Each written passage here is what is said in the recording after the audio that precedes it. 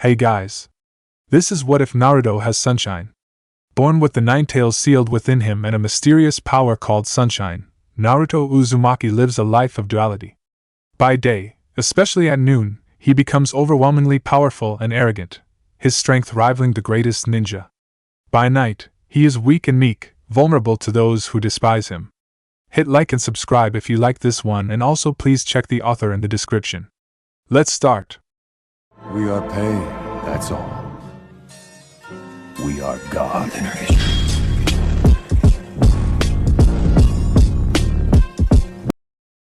The village of Konohagakure had seen many sunrises, but none quite like the one on the day Naruto Uzumaki was born. As the nine-tailed fox ravaged the village and the fourth Hokage prepared his final jutsu, something extraordinary occurred. The moment the seal was completed and Minato Namikaze drew his last breath, the first rays of dawn broke across the horizon. The infant Naruto, cradled in his dying father's arms, began to glow with a golden radiance that had nothing to do with the demons sealed within him. The third Hokage, Hiruzen Sarutobi, witnessed it himself.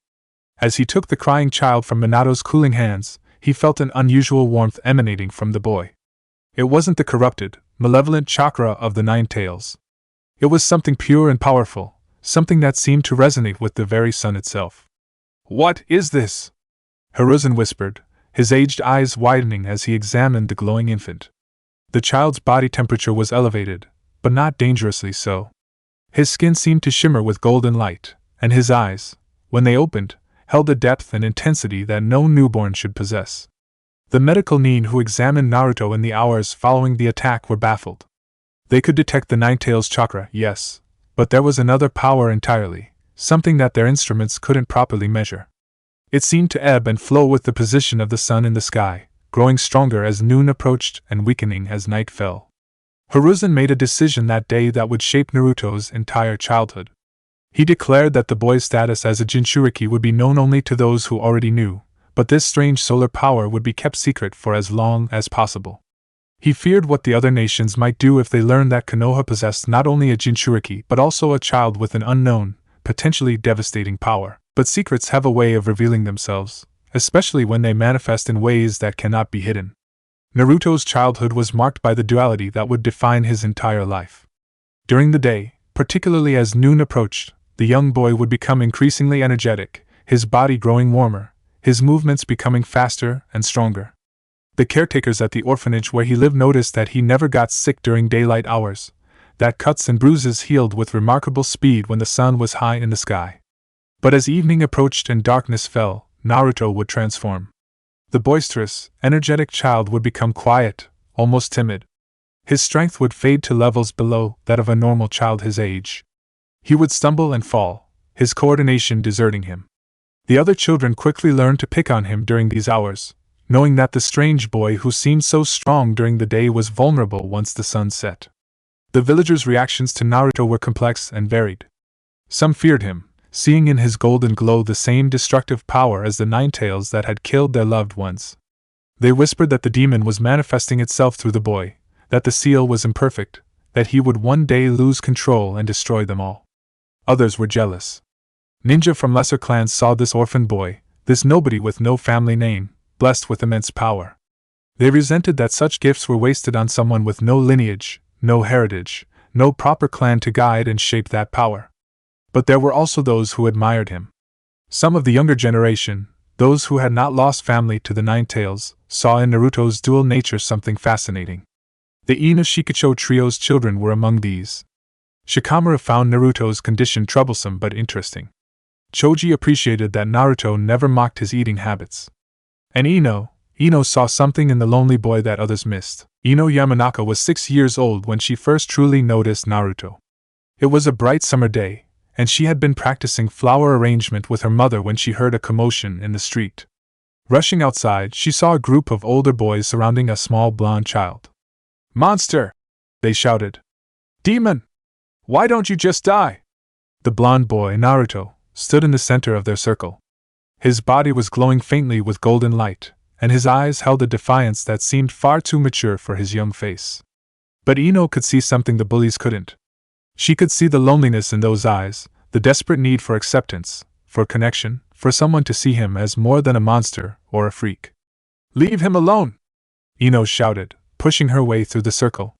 Her father had taught her that the Yamanaka clan stood for understanding the heart and mind, for seeing beyond surface appearances. And when she looked at Naruto, she didn't see a monster.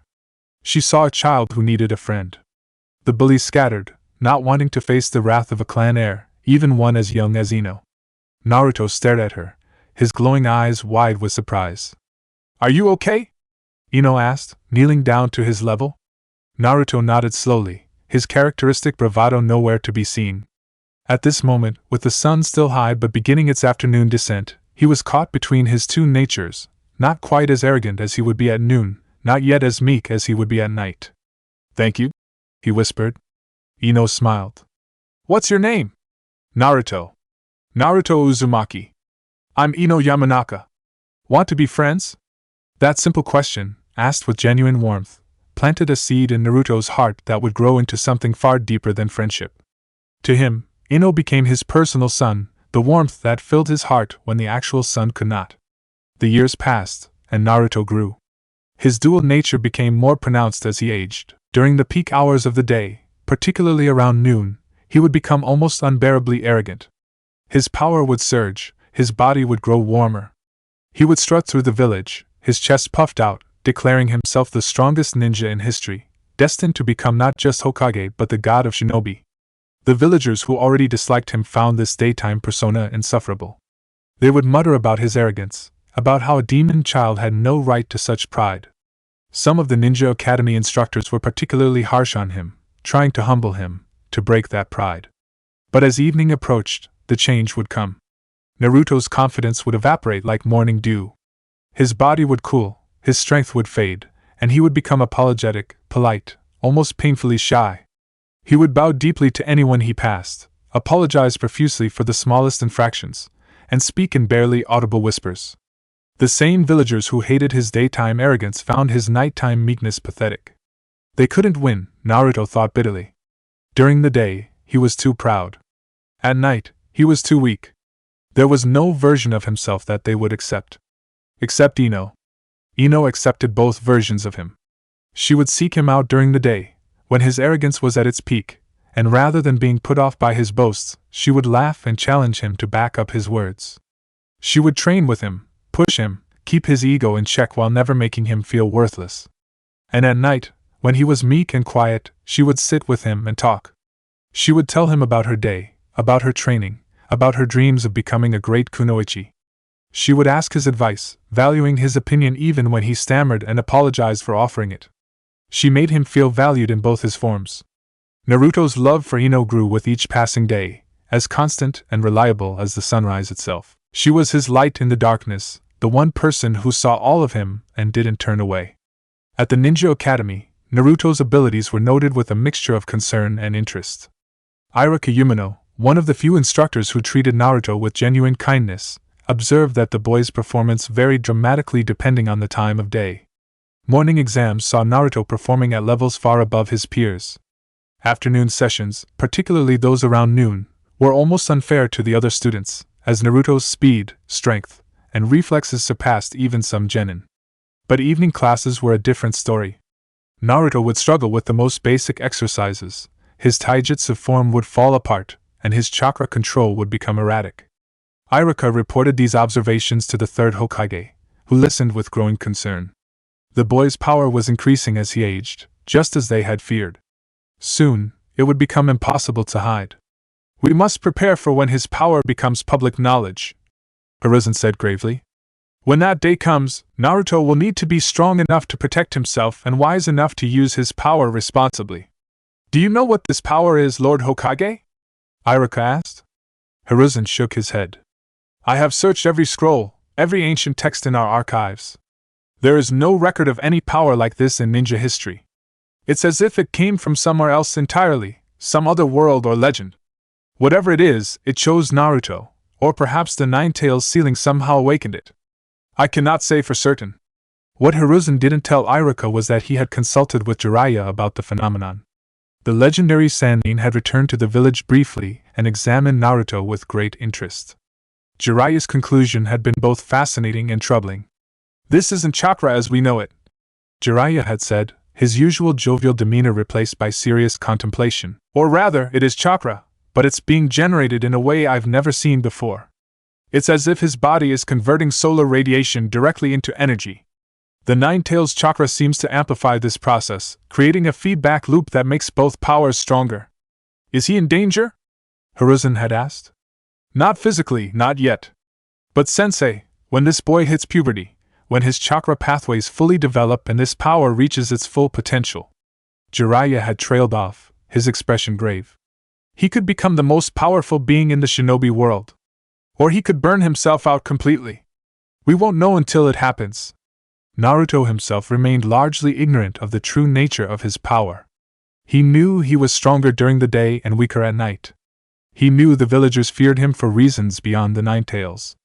But he didn't understand why, didn't know what made him different beyond the demons sealed inside him. His academy years were a constant struggle against prejudice and isolation. The only bright spots were his friendships with Ino, Shikamaru, and Choji, and the kindness of Irika-sensei. Even his rivalry with Sasuke Uchiha, the top student in their class, was colored by his dual nature. During morning spars, Naruto would often win. During evening sessions, Sasuke would dominate. Their true skill levels were impossible to determine, which frustrated the Uchiha heir to no end. Sakura Haruno, who idolized Sasuke, initially dismissed Naruto as a talentless idiot. She couldn't understand why Ino wasted time on him. The two girls' friendship became strained over this and their mutual crush on Sasuke, though Ino never revealed that her heart had already chosen someone else. The day of graduation came, and Naruto passed with middling grades. His performance on the final exam had taken place in the late afternoon, when his abilities were declining but not yet at their lowest. He was assigned to Team 7 with Sasuke and Sakura, under the instruction of Kakashi Hatake, the famous copy ninja. Kakashi was one of the few people who had been fully briefed on Naruto's condition. The third Hokage had shared everything with him, knowing that as Naruto's Jonin instructor, Kakashi would need to understand what he was dealing with. The bell test that Kakashi administered to determine if the team would pass was scheduled for morning, a deliberate choice on Kakashi's part. He wanted to see Naruto's abilities when they were enhanced but not at their peak. What he saw impressed him greatly. Naruto's approach to the test was clever, using shadow clones, a technique he had learned from the Forbidden Scroll incident, to create diversions while his real body attempted to sneak up on Kakashi. His speed and strength were notably above genin level, and his tactical thinking, while raw, showed promise. Sasuke performed admirably, as expected of the Uchiha prodigy. Sakura struggled but showed good theoretical knowledge. In the end, it was Naruto's suggestion that they work together and share their lunches with Sasuke, who had been tied to a post, that convinced Kakashi they understood the true purpose of the test. "You pass," Kakashi announced, his visible eye crinkling in what might have been a smile. "You understand that those who break the rules are scum, but those who abandon their friends are worse than scum. Remember that." Team 7's early missions were largely mundane, finding lost pets, weeding gardens, painting fences. But Kakashi used these missions to observe his students, particularly Naruto. He noted that the boy's personality shifted dramatically as the day progressed. Morning Naruto was confident and boastful but still listened to instructions. Noon Naruto was almost impossible to control, radiating such arrogance that even Sasuke found it irritating. Evening Naruto was apologetic and compliant to a fault. "You're like 3 different people," Sakura complained after one particularly long mission where Naruto's personality had shifted twice. "I can't help it," Naruto mumbled. It was evening, and his meek persona was in full effect. "I'm sorry. I know it's annoying." Surprisingly, it was Sasuke who spoke up. "It's not annoying. It's just unusual. But unusual isn't necessarily bad." The comment, coming from the normally aloof Uchiha, surprised everyone. But Sasuke had been thinking a lot about Naruto lately. There was something about his teammate that nagged at him, something beyond just the personality shifts. The power he displayed during their morning spars, the golden glow that sometimes emanated from his skin, the way his body temperature seemed to fluctuate, it all pointed to something significant. Their first real mission, escorting the bridge builder Tazuna to the land of waves, changed everything for Team 7. The encounter with Zabuza Momochi, the demon of the hidden mist, pushed them all to their limits. The first battle with Zabuza occurred in the morning, when Naruto's power was ascending but not yet at its peak. Still, Kakashi noticed that Naruto's performance during the fight was exceptional. His speed allowed him to save Tazuna from Zabuza's initial strike, and his strength when he threw a demon wind shuriken to free Kakashi from the water prison was far beyond what a genin should possess. "That kid," Zabuza muttered as he faced off against Kakashi. "There's something strange about him. His chakra feels wrong. Like it's not entirely ninja chakra." The battle was interrupted by the appearance of a masked hunter Nin who seemingly killed Zabuza. But Kakashi, experienced as he was, suspected the truth, that Zabuza was still alive and would return. During their training on the island, Kakashi decided it was time to push his students harder. For Naruto, this meant tree-walking exercises conducted at different times of day. What Kakashi discovered was fascinating. Naruto's chakra control varied inversely with his physical power. In the morning, when his strength was high, his chakra control was poor. In the evening, when his strength waned, his control actually improved. "It's like your body produces so much energy during the day that it's hard to regulate," Kakashi mused. "But at night, with less power to manage, you can focus better." This discovery led to a training regimen tailored specifically for Naruto. Morning sessions focused on taijutsu and physical techniques, taking advantage of his enhanced strength and speed. Evening sessions focused on chakra control and more delicate ninja arts. It was exhausting, essentially requiring Naruto to train all day, but he threw himself into it with determination. During this training period, something else became clear to Kakashi. Naruto's power wasn't just random or chaotic. It followed a precise pattern, one that aligned exactly with the sun's position in the sky. Kakashi began timing Naruto's peak performance, and found it occurred at exactly high noon each day, the moment when the sun was at its highest point in the sky. "This isn't the Nine Tails," Kakashi reported to the third Hokage via Messenger Hawk. "This is something else entirely, something connected to the sun itself. I believe Naruto may be some kind of solar-powered human. The implications are staggering." The second battle with Zabuza came when the rogue ninja and his partner Haku attacked at the bridge. This time, the fight occurred over several hours, spanning from late morning into early afternoon. Naruto, Sasuke, and Sakura faced Haku in his ice mirrors while Kakashi fought Zabuza. Inside the dome of ice mirrors, Naruto found himself outmatched. Haku's speed was incredible, and the attacks came from every angle. Sasuke awakened his Sharingan in the heat of battle, but even that wasn't enough. When Haku prepared a fatal strike aimed at Naruto, Sasuke threw himself in the way, taking the hit. "Why?" Naruto gasped as Sasuke collapsed, his body pierced by Saban needles. "Because," Sasuke coughed, blood on his lips. "You said we were teammates. And I finally have people that are precious to protect." Something broke inside Naruto at that moment.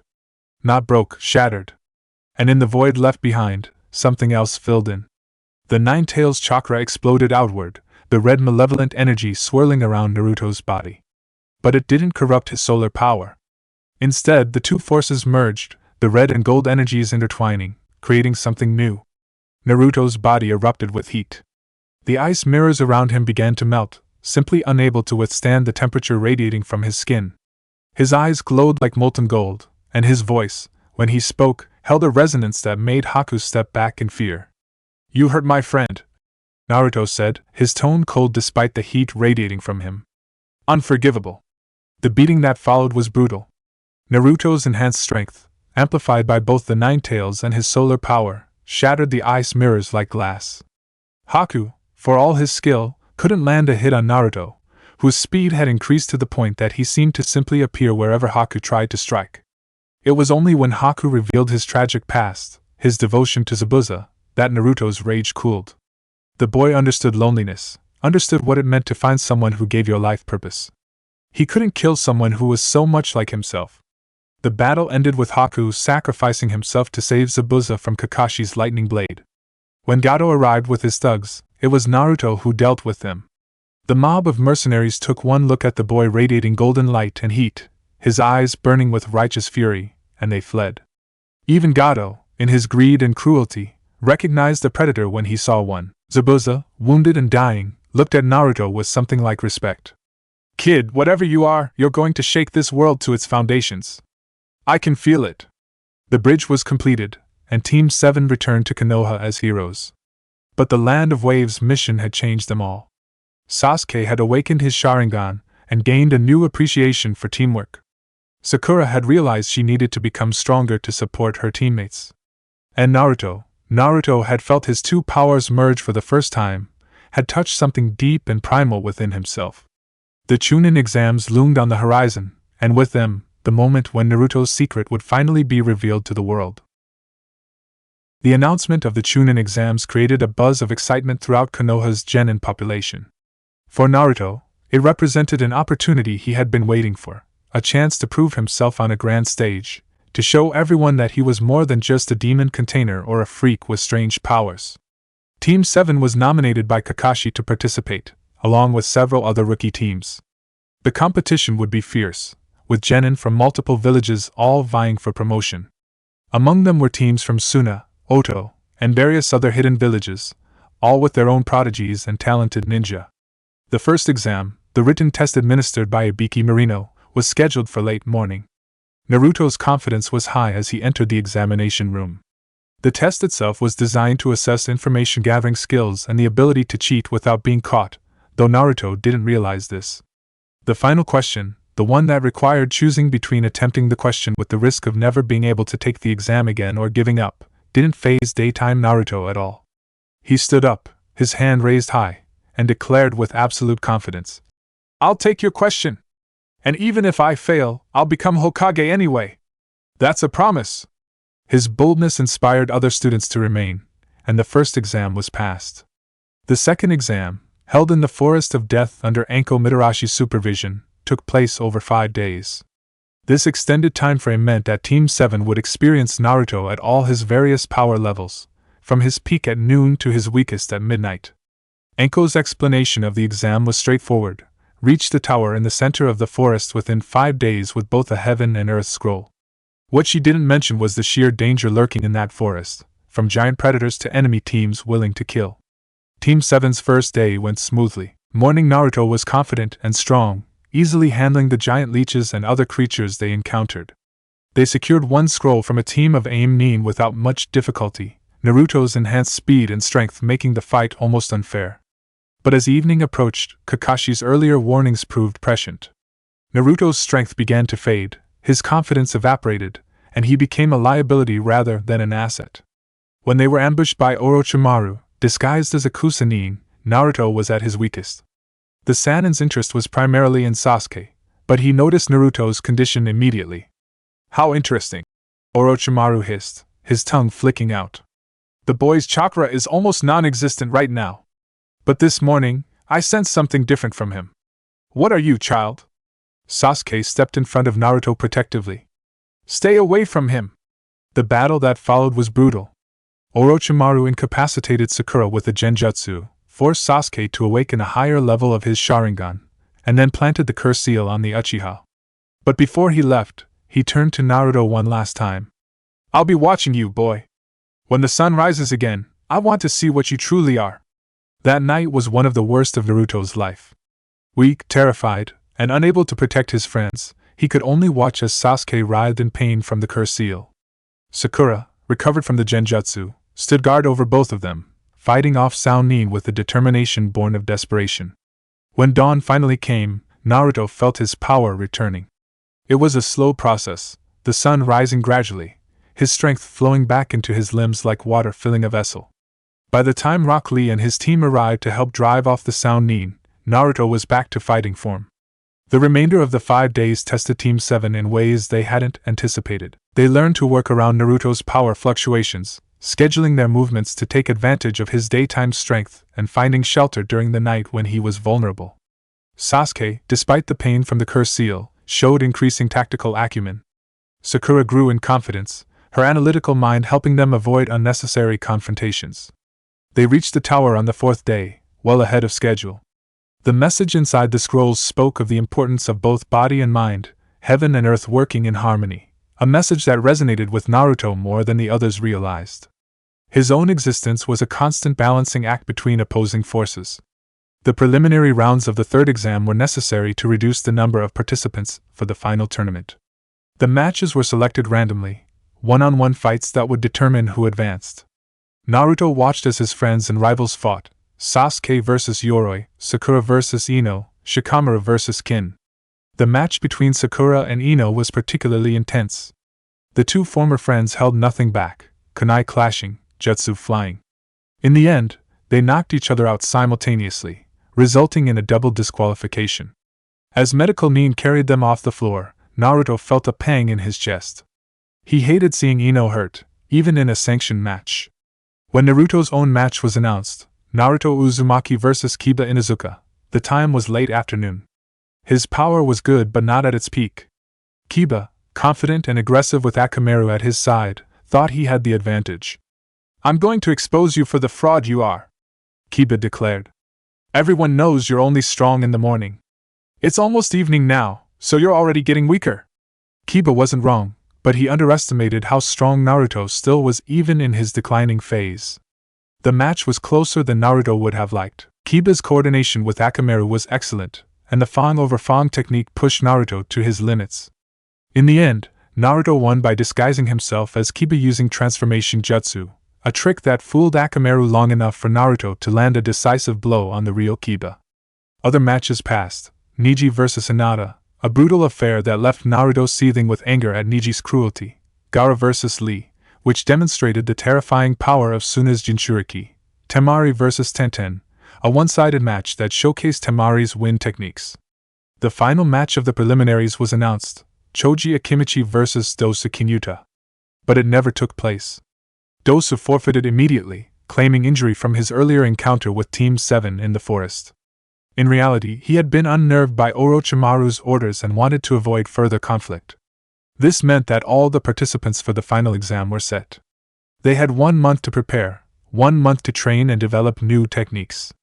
For Naruto, this month would be transformative. After the preliminaries, Naruto was approached by Jiraiya, the legendary Sannin. The white-haired man had been watching the preliminaries with great interest, particularly Naruto's match. Now, standing before the boy, he made an offer. "Kid, how would you like me to train you for the next month?" Naruto, who had been feeling down about his performance against Kiba, looked up with hope in his eyes. Even in his late afternoon state, with his confidence waning, he recognized the opportunity being offered. "Why would you train me?" Naruto asked quietly. Jiraiya's expression softened. "Because I made a promise to someone a long time ago. And because I think you have the potential to be something truly special." What Jiraiya didn't tell Naruto immediately was that he knew all about his condition. Hiruzen had briefed him thoroughly, and Jiraiya had spent the last month researching, trying to find any historical record of a power like Naruto's. He had finally found something, ancient texts from a land that no longer existed, stories of a warrior who drew power from the sun, their strength waxing and waning with the daylight. The text called this power Sunshine, and they spoke of one warrior in particular who had embodied this power to its fullest extent, and once a day for a full minute, during high noon when the sun is at its peak, you can reach a state known as the One. The training began the next morning. Jiraiya started by observing Naruto throughout an entire day, from sunrise to sunset, noting the precise changes in his power levels and personality. What he saw fascinated him. At dawn, Naruto was polite and energetic but not arrogant. As morning progressed, his confidence grew. By late morning, he was boastful and proud. At noon, exactly at solar noon, Naruto's power peaked. For about an hour around this time, the boy's strength, speed, and overall presence reached incredible heights. His body radiated heat, a crown-like mark glowed on his forehead, and his personality became almost impossibly arrogant. "I am the strongest being in this pathetic village," Noon Naruto declared, his voice booming. "No, in this world. I am destined to stand above all others, to cast my shadow across all who would oppose me. Even the Hokage should kneel before my might." Jiraiya couldn't help but laugh. This wasn't the Nine Tails talking, this was pure Naruto, his personality transformed by the overwhelming power flowing through him. As afternoon progressed, the arrogance gradually decreased. By evening, Naruto was apologetic and humble. At night, he was meek to the point of being obsequious. "I'm so sorry for how I acted earlier, pervy sage," Night Naruto whispered, bowing deeply. "I said such terrible things. Please forgive me. I didn't mean any of it." "It's fine, kid," Jiraiya said, amused. "You can't really control it, can you?" Naruto shook his head miserably. "I hate it. I hate being 2 different people, 3 different people, really. Morning me, noon me, night me, we're all Naruto, but we're all so different. Jiraiya pulled out a pair of special glasses he had acquired during his research. They were ancient artifacts discovered in the ruins of the same civilization that had recorded information about sunshine. The glasses were designed to suppress and hide the power, to keep it from manifesting fully unless the wearer chose to remove them. These might help, Jiraiya said, handing them to Naruto. Put them on. When Naruto donned the glasses, the change was immediate. His power level stabilized, not disappearing but becoming more consistent. His personality shifts became less extreme. He was still stronger during the day and weaker at night, but the gaps narrowed considerably. They're suppressing your power, Jiraiya explained, keeping it at a more manageable level. But when you need to access your full strength, you can just take them off. Naruto looked at his reflection in a nearby puddle, the glasses perched on his nose. So I can be normal? You can be more consistent, Jiraiya corrected. But Naruto, I need you to understand something. This power you have, this sunshine, it's not a curse. It's a gift, one that could make you the strongest ninja in history. But it comes with responsibility. At your peak, at high noon, you're going to be almost unstoppable. But that will only last for a brief time. You need to learn when to use that power and when to hold back. The month of training focused on several key areas. First, Jiraiya taught Naruto to summon toads, forming the contract that would give him access to powerful allies. The summoning training was done at various times of day, showing Naruto that his ability to channel chakra improved in the evening when his natural power was lower. Second, Jiraiya worked on Naruto's taijutsu, using weighted training gear during the day and regular training at night. They developed a fighting style that could work at any power level.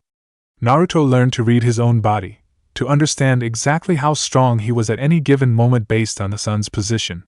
Third, and most importantly, Jiraiya began teaching Naruto about the nature of his power. He showed him the ancient texts, explained the concept of sunshine, and warned him about the potential dangers. There's a state beyond what you've experienced so far, Jiraiya said seriously. The texts call it the One. It's what happens when sunshine reaches its absolute peak, a form that grants power beyond comprehension. But it only lasts for 1 minute. Naruto absorbed this information soberly. How do I reach this state? The text states it happens when the sun is at its peak, meaning when it's high noon, Jiraiya replied. But Naruto, I'm telling you this not so you'll seek it out, but so you'll understand what's at stake. This power could save lives, but it could also cost you yours as we don't the full extent of this power. So promise me to use it responsibly. Naruto nodded solemnly. I promise, pervy sage. The training also included something unexpected, sessions with Ino. Jiraiya had noticed how Naruto's demeanor changed whenever the Yamanaka girl was mentioned, and he correctly guessed that there was something deeper than friendship there. He arranged for Ino to join some of the training sessions, ostensibly to help with chakra control exercises. Ino was preparing for her own match, a rematch against Sakura that both girls had requested, but she made time for Naruto. She had been worried about him since the preliminaries, noticing that he seemed more volatile than usual, his personality swings becoming more extreme. The glasses help, Naruto told her during one evening session, when his meek personality was in full effect. I'm sorry I've been so difficult to deal with. I know my daytime self can be really arrogant and annoying. Ino smiled warmly, placing a hand on his shoulder. Naruto, I've told you before, I accept all of you. The confident you, the shy you, all the versions in between. You're my friend, and friends stick together no matter what. Friend, Naruto repeated softly, his heart aching. He wanted to tell her how he really felt, how she was more than a friend to him, how she was his sun when the real sun couldn't reach him. But the words wouldn't come, not in his nighttime state when confidence abandoned him entirely. Ino seemed to sense something of his feelings anyway. She had always been perceptive, trained by her father to read emotions and thoughts. She moved closer to him, her presence warm and comforting. After the finals, she said quietly, when all this is over, we should talk. Really talk. About us. Naruto's heart skipped a beat. Us? Us. Ino confirmed, her cheeks slightly pink. But for now, focus on your match. Who are you fighting again? Niji Hyuga. Naruto replied, and even in his meek state, there was a hint of steel in his voice. The guy who hurt Hinata so badly. I'm going to make him pay for that. Ino squeezed his shoulder. Just be careful. The Hyuga are famous for their fighting style. And Niji is supposed to be a prodigy. I'll be fine, Naruto assured her. My match is scheduled for noon. I'll be at my strongest. The month of training passed quickly. Naruto grew in skill and confidence, learning to better manage his dual nature. Jiraiya was impressed by the boy's progress, noting that Naruto's determination and work ethic were exceptional. The Nine-Tails chakra continued to enhance Naruto's sunshine abilities, creating a synergy that made his peak power truly formidable. The day of the final exam arrived. The stadium was packed with spectators from across the nations, including the Kazekage, secretly Orochimaru in disguise, various lords and dignitaries, and countless civilians eager to see the next generation of ninja in action. The first matches proceeded according to schedule. Sasuke was late due to additional training with Kakashi, so his match against Gaara was postponed. Shikamaru's match against Temari showcased his brilliant tactical mind, though he forfeited despite having a winning strategy, claiming it was too troublesome to continue. Ino's rematch with Sakura was intense and emotional, ending with Ino's victory through a clever combination of mind techniques and taijutsu, symbolizing how far both girls had come. Then came the match everyone had been talking about, the one scheduled for exactly noon, Naruto Uzumaki vs Niji Hyuga. Naruto entered the arena wearing his glasses, his power suppressed but still substantial given the time of day. Niji stood across from him, the Byakugan already activated, his expression one of absolute confidence. Fate has already decided the outcome of this match, Niji declared. You cannot defeat me, dropout. I was born a genius, while you are a failure. That is our destiny. Naruto's jaw tightened. Even with the glasses suppressing his personality shifts, hearing Niji spout his fatalistic philosophy ignited anger in his heart. He thought of Hinata, lying in the hospital after Niji's brutal beating. He thought of all the people who had called him a failure, a monster, a demon. And he thought of Ino, watching from the stands, believing in him. And who decided that? There's no such thing as destiny. Naruto shot back. The only one who gets to decide such things is me. The proctor signaled for the match to begin. Niji moved first, his gentle fist style a blur of precise strikes aimed at Naruto's chakra points. But Naruto, empowered by his noon approaching strength, was faster. He dodged and weaved, his body moving with fluid grace that surprised the spectators. Shadow clones appeared, surrounding Niji, each one a distraction. The Byakugan can see through such simple tricks, Niji said calmly, dispatching the clones with surgical precision. Your techniques are useless against me. But Naruto was learning and adapting. He noticed that while Niji could see his chakra network, the Hyuga seemed confused by what he was seeing. Naruto's power of the sun, flowing through channels that didn't quite match normal chakra pathways, created a confusing picture for the Byakugan. What is this? Niji muttered, his eyes widening. Your chakra network is all wrong. There's something else flowing through you, something that isn't chakra at all. Naruto grinned. The sun was climbing higher, approaching its zenith. He could feel his power growing with each passing moment, the heat building inside him. You're about to find out. He removed his glasses. The change was immediate and dramatic. Golden light exploded from Naruto's body, so bright that many spectators had to shield their eyes. His chakra became visible, a brilliant golden aura that mixed with the red tint of the Nine-Tails influence. The temperature in the arena rose noticeably, heat radiating from Naruto in waves. And his personality shifted completely. Behold! Naruto's voice boomed across the stadium, filled with absolute confidence and pride. You stand before Naruto Uzumaki, the vessel of sunshine, the container of the Nine-Tails, and the future god of shinobi. Your pathetic Byakugan cannot comprehend the magnitude of power that flows through me. Your destiny, Niji Hyuga, is to kneel before my might. The crowd erupted in shocked murmurs. In the Kage box, the third Hokage closed his eyes in resignation. The secret was out now. In the stands, Ino watched with a mixture of awe and concern. She had seen Naruto's daytime arrogance before, but never like this. Niji, shocked by the sudden transformation, tried to maintain his composure. Flashy displays mean nothing. Fate still decrees that I will win. He launched into his ultimate technique, the 8 trigrams 64 palms, a devastating combination of strikes designed to seal all of an opponent's chakra points. His hands moved in a blur, each strike precise and powerful. But Naruto moved faster. It was as if Niji was fighting in slow motion. Naruto dodged each strike effortlessly, his body weaving through the assault with contemptuous ease. When Neji finished his combination, breathing hard, Naruto hadn't been hit even once. "Is that the best the vaunted Hyuga clan can offer?" Naruto asked, his voice dripping with arrogance. "How disappointing. I expected more from one who speaks so confidently of fate and destiny." Niji's composure cracked. Desperate, he activated his ultimate defense, the 8 trigrams palms revolving heaven, spinning rapidly to create an impenetrable shield of chakra. Naruto's response was to simply walk forward and place his hand on the rotating dome of chakra. His sunshine, amplified by the 9 tails, burned through the defense like paper. The revolving heaven shattered, and Neji was sent flying backward, skidding across the arena floor. "Impossible!" Neji gasped, struggling to his feet. Blood trickled from his mouth. "How can you be this strong? What are you?" Naruto looked up at the sun, now at its absolute zenith.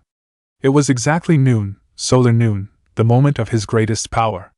And as he stood there, bathed in sunlight, something inside him shifted. The anger he felt at Niji's treatment of Hinata, the years of pain and loneliness he had endured, the desperate need to prove himself, all of it coalesced into a single, overwhelming emotion. The golden aura around Naruto intensified, becoming almost blinding. His body grew slightly larger, his muscles more defined, and an overwhelming presence descended on the arena that made even the jonin in the crowd tense. In the Kage box, Jiraiya stood up abruptly. "No," he whispered. "He's not supposed to reach that state yet. He doesn't have full control." "What's happening?" the third Hokage demanded. "That's the one," Jiraiya said grimly. "Sunshine's ultimate form. He has 1 minute in that state, and in that minute he's unstoppable." Naruto, no, the one, looked at Neji with eyes that seemed to hold the power of the sun itself. When he spoke, his voice resonated with such authority that people in the farthest seats of the stadium could hear every word clearly. "You speak of fate, Neji Hyuga, as if it were an immutable law. You claim that people's destinies are set from birth, that a failure will always be a failure and a genius will always be a genius. But you are wrong. Fate is not a chain that binds us, it is a challenge to be overcome. And I stand before you now, a dropout, an orphan, a demon container, as living proof that anyone can change their destiny through sheer will and determination." He moved. One moment he was standing 50 feet away from Neji. The next, he was directly in front of the Hyuga, his fist already in motion. The punch was not meant to seriously injure, Naruto retained enough control to hold back, but it was meant to prove a point. The impact sent Neji flying across the arena, his body bouncing off the ground before sliding to a stop at the far wall. Neji tried to rise but couldn't. His body refused to obey him, overwhelmed by the sheer power differential he had just experienced. In that single exchange, all of his beliefs about fate and destiny had been shattered as thoroughly as his revolving heaven. "Do you understand now?" the one asked, standing over Neji. "There is no fate but what we make. You are not bound by your position as a branch family member any more than I am bound by my status. We are both prisoners of other people's expectations, but I will be the one to decide my own destiny." The proctor called the match. Winner, Naruto Uzumaki. As soon as the match was declared, Naruto felt the one state begin to fade. Exactly 60 seconds had passed since its activation, just as Jiraiya had warned. The overwhelming power drained away, leaving Naruto feeling exhausted but victorious. He put his glasses back on, suppressing what remained of his solar power to a manageable level. The crowd was silent, stunned by what they had witnessed. Then, slowly, applause began. It started with a few people, then spread, until the entire stadium was cheering.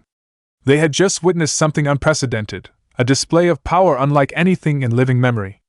In the stands, Ino was crying, tears of joy and relief streaming down her face. Naruto had won, had proven himself, and had done so in a way that was uniquely him, overwhelming force combined with genuine compassion and a powerful message. But not everyone was pleased. In the Kage box, Orochimaru smiled behind his Kazekage disguise. This Naruto was even more interesting than he had thought. That power, combined with the 9 tails, made the boy a prize worth claiming. His plans for the Konoha crush would need to be adjusted to account for this new variable. The medical meme carried Neji off on a stretcher. Despite his defeat, the Hyuga prodigy seemed somehow lighter, as if a weight had been lifted from his shoulders. Naruto's words had reached him in a way that nothing else had. As Naruto exited the arena, he was immediately surrounded by people.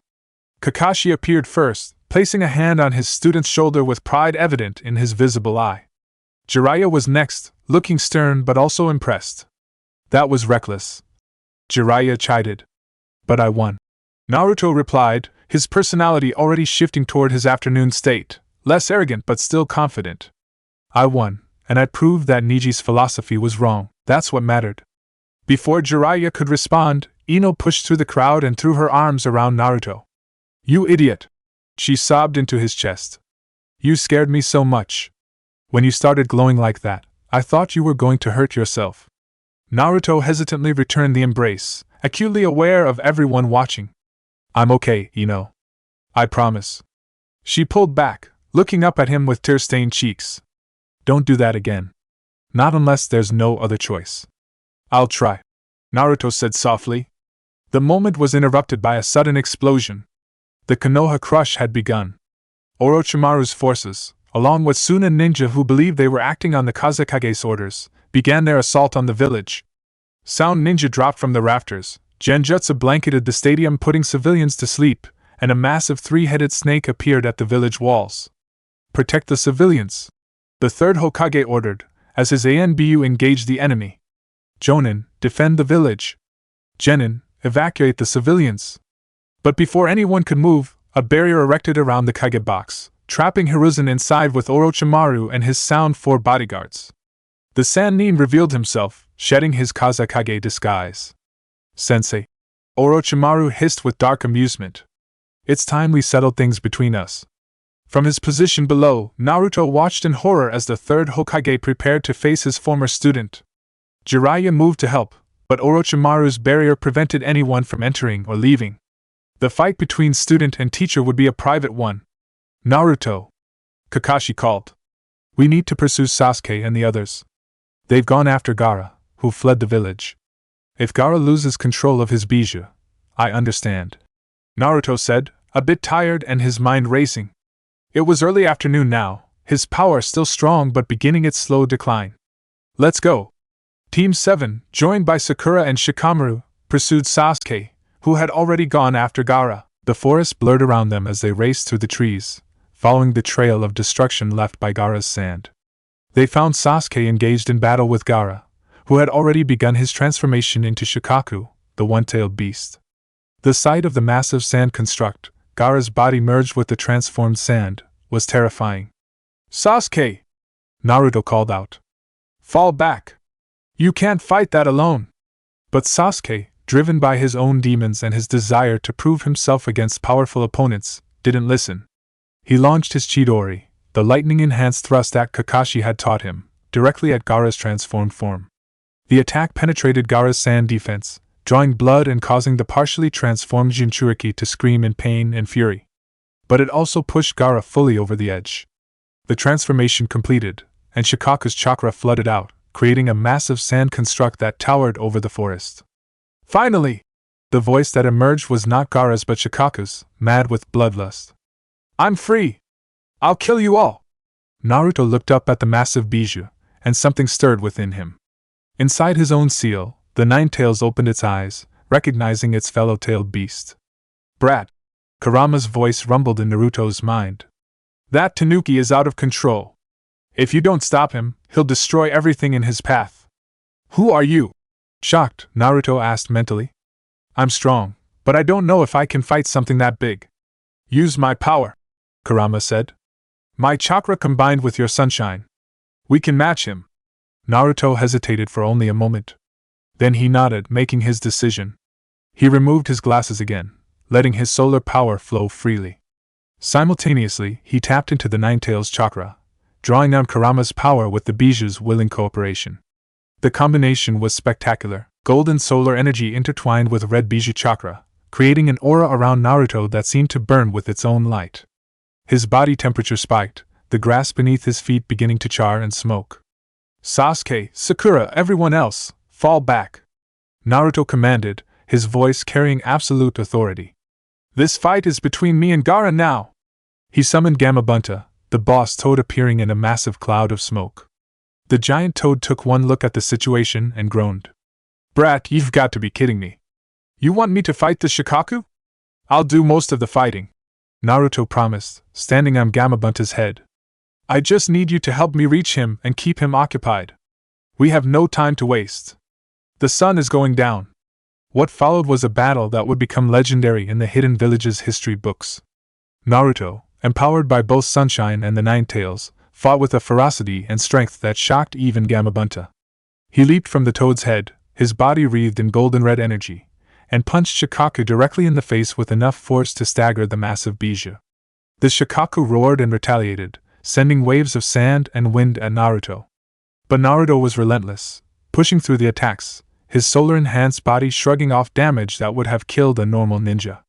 He could feel his power declining as the afternoon wore on, the sun slowly descending, but he pushed himself harder, drawing more deeply on both his internal sources of strength. Wake up, Gaara! Naruto shouted as he pummeled the sand construct. Don't let your Bijou control you! You're stronger than this! Deep within the Shikaku construct, Gaara heard Naruto's voice. The words resonated with him, reminding him that he was more than just a weapon, more than just a monster. With tremendous effort, Gaara began to fight back against Shikaku's control. The moment Gaara reasserted dominance, the Shikaku construct began to crumble. Naruto seized his chance, summoning every ounce of remaining strength for one final attack. He created a massive Rasengan, a technique Jiraiya had begun teaching him, and slammed it into the weakening sand defense. The impact sent both Naruto and Gaara flying backward, both boys crashing to the forest floor exhausted and depleted. As they lay there, breathing hard, they locked eyes. Why? Gaara asked weakly. Why did you fight so hard? Why did you risk everything? Naruto, his power almost completely drained now as evening approached, managed a small smile. Because I understand you. We're the same, you and me. We're both Jinchuriki, both feared and hated. But Gaara, we don't have to be monsters. We can choose to protect people instead of hurting them. We can choose to be heroes. Tears streamed down Gaara's face, the first tears he had cried in years. Can someone like me really be a hero? Yeah, Naruto said confidently. I know you can. Because if I can do it, anyone can. The Konoha crush was ultimately repelled, though at great cost. The third Hokage had successfully defeated Orochimaru, but at the price of his own life, using the Reaper Death Seal to take Orochimaru's arms and seal them away. The village mourned the loss of their beloved leader, even as they celebrated their survival. In the aftermath, as the village began to rebuild, Naruto found himself hailed as a hero. His display of power against Neji and his defeat of Gaara had proven his worth to even his harshest critics. The villagers who had once feared and hated him now looked at him with respect and gratitude. But Naruto took little joy in this newfound acceptance. The third Hokage, one of the few people who had always treated him with kindness, was gone. The village had paid a heavy price for victory. It was Ino who found him sitting alone on the Hokage monument, staring out at the village as the sun set. She sat beside him without a word, simply offering her presence as comfort. He believed in me, Naruto said quietly, his nighttime meekness in full effect. The third Hokage. He always believed I could be more than what people thought I was. And he was right, Ino said softly. Naruto, what you did today, what you've always done, is incredible. You've proven that you're not defined by what's sealed inside you or even by the solar power you have. You're defined by your choices, by your determination to protect people. Naruto turned to her, his eyes reflecting the fading sunlight. Ino, there's something I need to tell you. I know, Ino interrupted gently. I've known for a while. You have? She smiled. Naruto, I'm a Yamanaka. Reading emotions is kind of my thing. And yours have been pretty clear for a long time. She took his hand in hers. The question is, are you going to do something about it, or are we going to keep dancing around this? Even in his meek state, Naruto found the courage to speak his heart. Ino, you're my son. Not the one in the sky, that gives me power, but you give me something more important. You give me hope.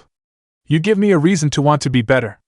You've accepted me when no one else would, seen past all the different versions of me to who I really am underneath. I love you. I've loved you for years. Ino's eyes glistened with tears. You idiot. Why did you wait so long to say it? Because I was scared, Naruto admitted. Scared that you'd reject me, that I wasn't good enough for you. Naruto Uzumaki. Ino said firmly. You are more than good enough. You're amazing. And I love you too, every version of you. The confident you, the arrogant you, the sweet and shy you. All of you. She leaned in and kissed him, soft and gentle. It was Naruto's first kiss, and it was everything he had ever dreamed it would be. When they pulled apart, both were smiling. So what happens now? Naruto asked. Now we figure it out together, Ino said. You're going to keep getting stronger, keep proving yourself, and I'm going to be right there beside you, supporting you every step of the way. As they sat together watching the last rays of sunlight fade, Naruto felt a peace he had never known before. For the first time in his life, he wasn't alone. He had friends, he had the village's acknowledgement, and he had Ino's love. The future was still uncertain, filled with challenges and dangers he couldn't yet imagine. But whatever came next, he would face it with the power of the sun at his command and love in his heart. The period following the Konoha crush was one of rebuilding and reorganization. Tsunade Senju, the legendary Sannin and granddaughter of the first Hokage, was persuaded by Jiraiya and Naruto to return to the village and take up the mantle of fifth Hokage. Her arrival marked a new chapter in Konoha's history, and in Naruto's life. Tsunade's first meeting with Naruto was memorable. She had heard about the boy from Jiraiya, about his sunshine powers and his status as a Jinchuriki, but seeing him in person was something else entirely. They met in the morning, when Naruto's power was ascending but not yet at its peak. So you're the brat who convinced me to come back, Tsunade said, looking him up and down critically. I hear you've got some unique abilities. Yes, Lady Tsunade, Naruto replied with characteristic morning confidence. I have the power of sunshine, which makes me incredibly strong during the day. Show me. Naruto removed his glasses, and the golden aura immediately flared around him. Tsunade's eyes widened slightly. She had seen many things in her long career, but this was genuinely unprecedented. The chakra readings were off the charts, and the heat radiating from the boy was intense enough that she could feel it from several feet away. Impressive, she acknowledged. But raw power isn't everything, kid. You need to learn control, strategy, and proper technique. Which is why I'm going to give you something. She produced a scroll from her robes and unfurled it, revealing detailed schematics for a weapon. Jiraiya told me about the ancient texts he found, about a warrior who wielded special weapon to store their solar power for use during the night.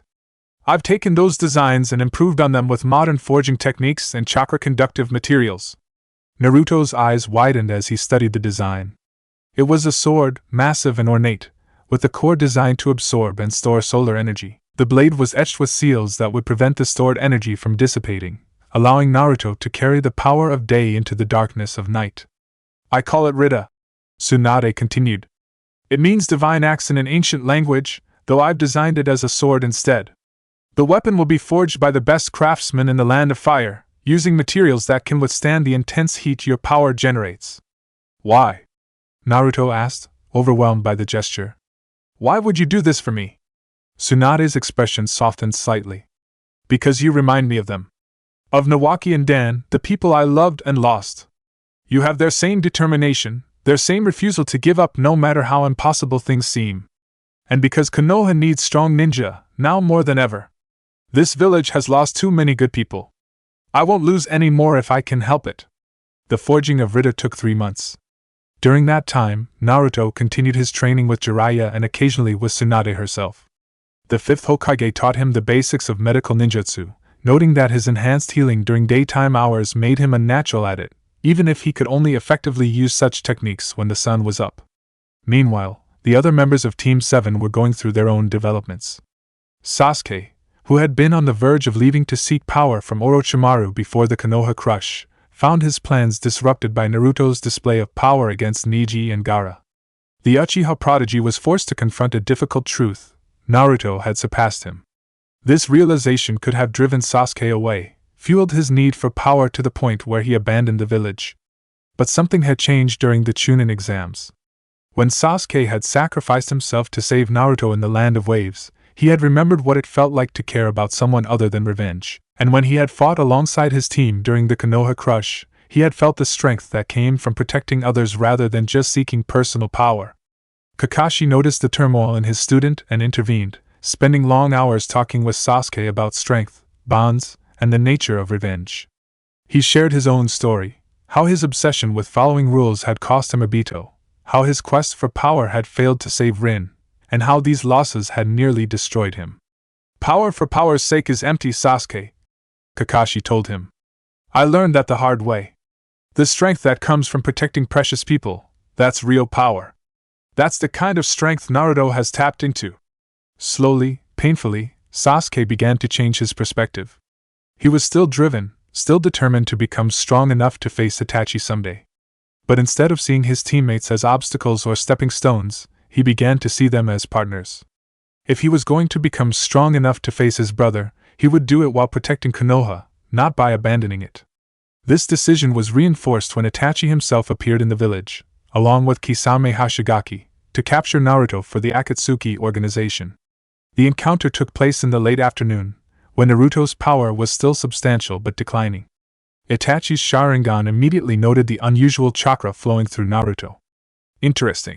The Uchiha missing Nin murmured. You're not just a Jinchuriki. There's another power inside you. If you want Naruto, you'll have to go through me, Sasuke declared, stepping between his brother and his teammate. The years of training, the awakening of his Sharingan, and his renewed determination all culminated in this moment. The fight that followed was brief but intense. Itachi was clearly holding back, not truly attempting to kill his younger brother, while Kisame engaged Naruto with his massive sword Samahata. Naruto found that the sword's chakra-absorbing abilities were less effective against his sunshine since it wasn't quite chakra, so Samahata couldn't drain it efficiently. Before the battle could escalate further, Jiraiya arrived with several Konoha Jonin. Itachi and Kisame retreated, having gathered enough information about Naruto to report back to the Akatsuki. But the encounter left its mark on everyone involved. Sasuke had finally confronted his brother, and while he hadn't won, he had stood his ground. More importantly, he had chosen to stand alongside his teammates rather than face Itachi alone. It was a symbolic moment, one that marked Sasuke's commitment to his new path. As for Naruto, the encounter with the Akatsuki made him realize that his power, as great as it was, had made him a target. Organizations like Akatsuki wouldn't stop until they had captured all the tailed beasts, and his unique abilities only made him a more valuable prize. We need to make you stronger, Jiraiya said after the encounter. The Akatsuki won't give up. They'll come for you again, and next time they might not retreat so easily. It was around this time that Rita was completed. The unveiling of the weapon was done in private, with only Tsunade, Jiraiya, Kakashi, and Naruto present. The sword was magnificent, over 6 feet in length, with a blade that gleamed like captured sunlight. The handle was wrapped in heat-resistant materials, and the entire weapon was covered in intricate seals designed to store and regulate solar energy. The seals will allow you to charge the weapon during the day, Tsunade explained. As you fight or simply exist in sunlight, Rita will absorb a portion of your power and store it. At night, when your natural abilities are weakened, you can draw on this stored power to maintain your strength. Naruto grasped the handle, and immediately felt the connection. The sword seemed to resonate with his very being, humming with potential energy. As he channeled his solar power into it, the blade began to glow, becoming almost too bright to look at directly. It's perfect, Naruto breathed. Thank you, Lady Tsunade. I'll treasure this gift and use it to protect the village. See that you do, Tsunade replied, though her tone was warm.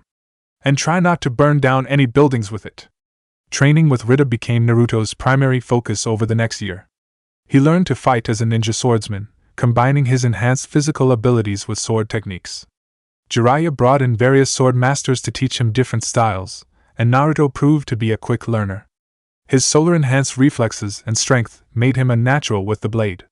But more than just a weapon, Rita became a symbol. When Naruto walked through the village with the massive sword strapped to his back, people stopped and stared. Some whispered in fear, remembering the overwhelming power he had displayed against Neji. Others looked at him with respect, seeing a strong ninja who was dedicated to protecting them. Ino loved the sword, though she teased Naruto mercilessly about needing such a large weapon to compensate for his nighttime weakness. Their relationship had blossomed over the months since they had confessed their feelings to each other. They trained together regularly, went on dates when their schedules allowed, and supported each other through the challenges of being young ninja in a dangerous world. The Yamanaka clan had been surprisingly accepting of the relationship. Inoichi, Ino's father, had used his mind-reading techniques to probe Naruto's intentions early on, and found only genuine love and respect for his daughter. He gave his blessing, though he warned Naruto that if he ever hurt Ino, there were fates worse than death that a master of mind techniques could inflict. "I understand, sir." Nighttime Naruto had stammered, bowing so deeply his forehead nearly touched the floor. "I would never dream of hurting Ino. She is my Sunday." Inoichi had smiled at that, recognizing sincerity when he saw it. "Good. Just make sure you treat her right, all versions of you." Daytime Naruto was less deferential when he spoke to Inoichi later. "Your daughter has chosen to bind herself to the future strongest ninja in history. You should be honored that someone of my caliber has chosen her as my queen." Despite the arrogance, Inoichi could tell that Naruto's feelings were genuine across all his personality states. Each version of Naruto loved Ino in its own way: daytime Naruto with fierce pride and protectiveness, nighttime Naruto with gentle devotion and gratitude. Sakura's reaction to Naruto and Ino's relationship had been complex. She had initially been surprised, not having noticed the depth of feeling between them. But as she watched them together, saw how happy they made each other, she came to accept and even support the relationship. Her own feelings had evolved as well. She had given up her shallow crush on Sasuke and was focusing on becoming a strong kunoichi under Tsunade's tutelage. Sasuke himself seemed bemused by the whole situation but offered his quiet support. "Just don't let your relationship distract you from training," he told Naruto during one of their practice sessions. "We still need to get stronger." "Like I would let anything stop me from becoming Hokage," Naruto declared. It was late morning, his confidence high but not yet at its arrogant peak. "Ino supports my dream, and I support hers of becoming the greatest medical nin in the Yamanaka clan's history." Time passed, and the threats facing Konoha evolved. The Akatsuki continued their plans to capture the tailed beasts, though they temporarily focused on other targets, giving Naruto time to grow stronger.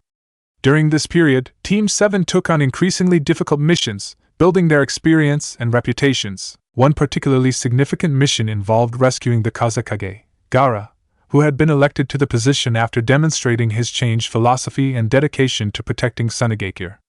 When Gaara was captured by the Akatsuki members Deidara and Sasori, Tsunade dispatched Team Kakashi, as Team 7 was sometimes called, along with Team Guy to mount a rescue operation.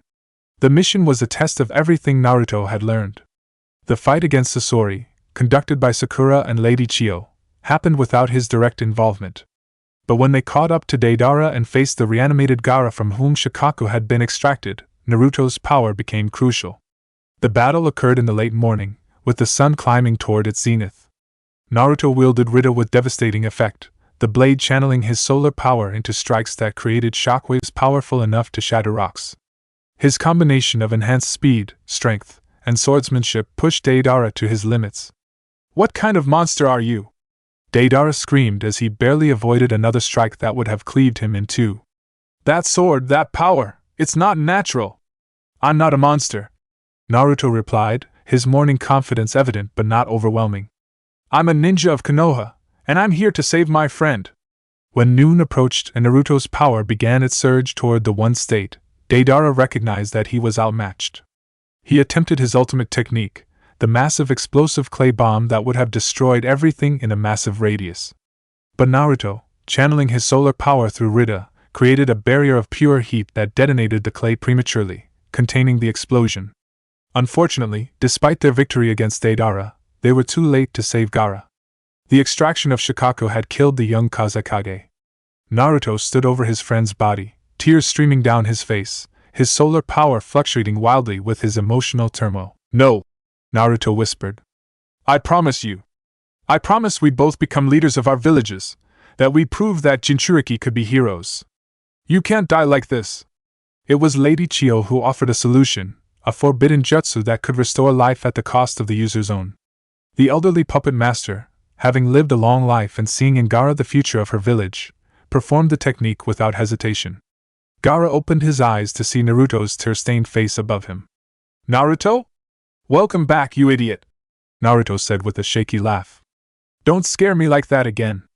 The successful rescue of Gaara strengthened the bond between Konoha and Suna, and further cemented Naruto's reputation as a powerful and reliable ninja. But it also made clear that the Akatsuki threat was escalating. They would need to prepare for greater challenges ahead. Upon returning to Konoha, Naruto intensified his training. Jiraiya introduced him to a new technique, Sage Mode, a powerful enhancement that drew on natural energy. The training took place at Mount Myaboku, the home of the Toads, and proved to be incredibly challenging. The key to Sage Mode is balance. Fukasaku, the elder Toad Sage, explained. You must balance natural energy with your own physical and spiritual energy perfectly. Too much natural energy and you'll turn to stone. Too little and the technique won't activate. For Naruto, this was complicated by his solar power. During the day, his energy levels were high and fluctuating, making it difficult to achieve the necessary balance. But at night, when his solar power was at its lowest, he found it easier to sense and draw in natural energy. This is actually perfect, Jiraiya observed. Sage Mode can be your nighttime power source, compensating for when sunshine is weak. Combined with the energy stored in Rita, you'll be formidable even after sunset. The training took weeks, but Naruto eventually mastered the technique. He learned to enter Sage Mode, his eyes gaining the distinctive pigmentation of a sage, his sensory abilities expanding dramatically, and his physical capabilities increasing exponentially. It wasn't as powerful as his noontime sunshine state, but it was substantial, and, crucially, available at night when he needed it most. While Naruto trained in Sage Mode, events in the ninja world continued to unfold. Sasuke, growing ever stronger through his dedication to protecting rather than abandoning his comrades, developed new techniques that combined his Sharingan with lightning chakra. He created variations of the Chidori that increased its versatility and power. Sakura, under Tsunade's tutelage, had become a formidable medical ninja and taijutsu specialist. Her strength, enhanced by the same chakra control techniques Tsunade used, allowed her to shatter boulders with her fists. She had also mastered the creation rebirth technique, though Tsunade warned her to use it only in the most dire circumstances. Team 7 had grown into one of the most powerful teams in Konoha's history, a fact that became evident when they faced Akatsuki members Haiden and Kakuzu. The battle was grueling, but with Naruto's solar power, Sasuke's lightning techniques, and Sakura's strength and healing, they emerged victorious, though not without injury. We're getting stronger, Sasuke acknowledged after the battle. But we still have a long way to go. Then we'll keep training, Naruto said firmly. Until we're strong enough to protect everyone we care about. The relationship between the members of Team 7 had evolved into genuine friendship and mutual respect. They trained together regularly, each pushing the others to improve. Sasuke still harbored his goal of eventually confronting Itachi, but now he planned to do so with his team's support rather than alone. This became reality when they finally encountered Itachi again. The meeting was orchestrated by Tobi, the mysterious masked member of the Akatsuki who seemed to be manipulating events from the shadows. Itachi, weakened by illness and knowing his time was limited, had chosen to face Sasuke one final time. The battle between the Uchiha brothers was intense and emotional, filled with years of pain, misunderstanding, and complex love. But this time, Sasuke wasn't alone. Naruto and Sakura stood ready to support him, though they held back, understanding that this was Sasuke's battle to fight. When the truth about Itachi was finally revealed, that he had massacred the Uchiha clan on orders from Konoha's leadership to prevent a coup, that he had spared Sasuke out of love, that everything he had done was to protect both Sasuke and the village, it shattered Sasuke's worldview. Brother, Sasuke whispered as Itachi collapsed, his illness finally claiming him. Why didn't you tell me? Because, Itachi said softly, using the last of his strength to tap Sasuke's forehead one final time in the gesture of affection from their childhood. You needed to hate me to grow strong. But now, find your own path, Sasuke. Not revenge, but protection. Protect the village. Itachi died with a small smile on his face, having finally unburdened himself of his secrets.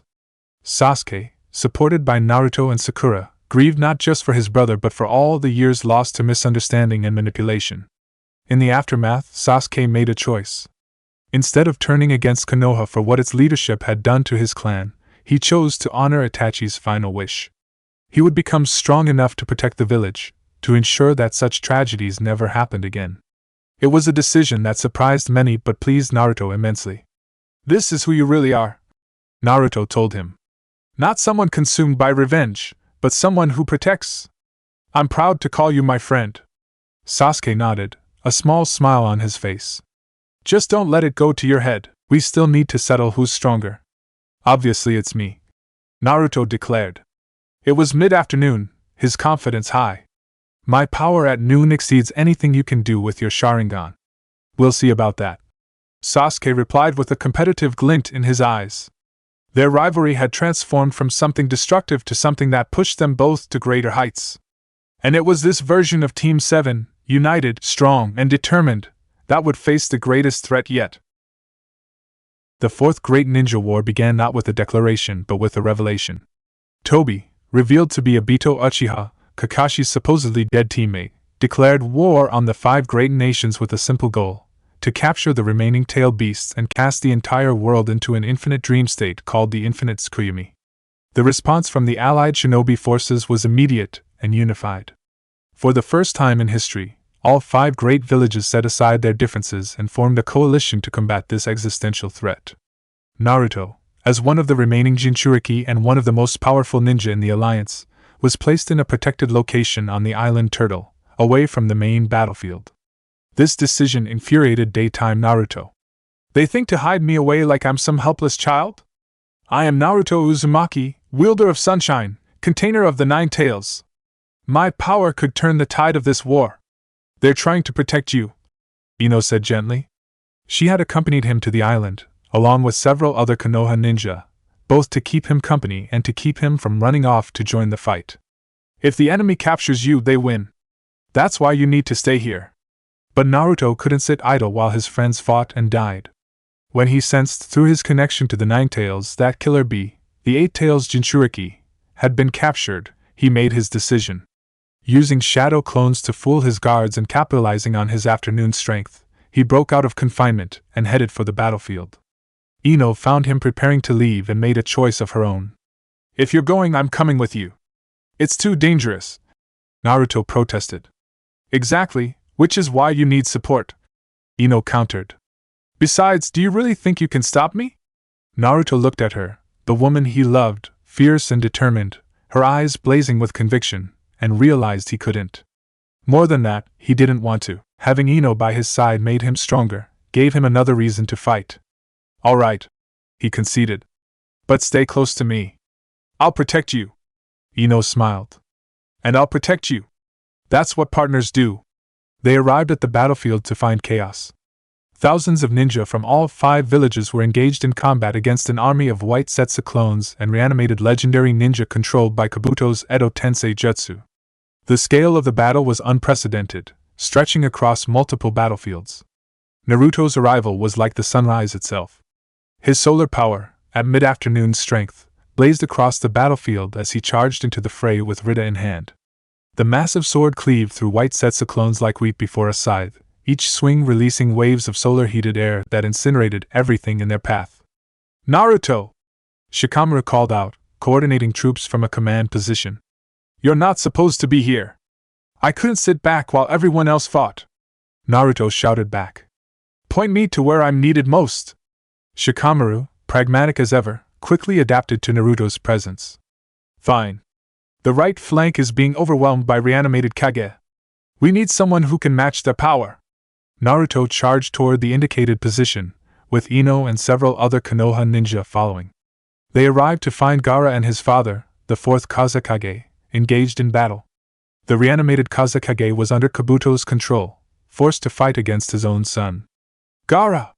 Naruto called out. I've got this. You focus on coordinating the defense. He engaged the 4th Kazekage, Rita meeting the gold dust techniques in spectacular clashes. The battle drew the attention of other reanimated Kage, including the 2nd Mizukage and the 3rd Reikage.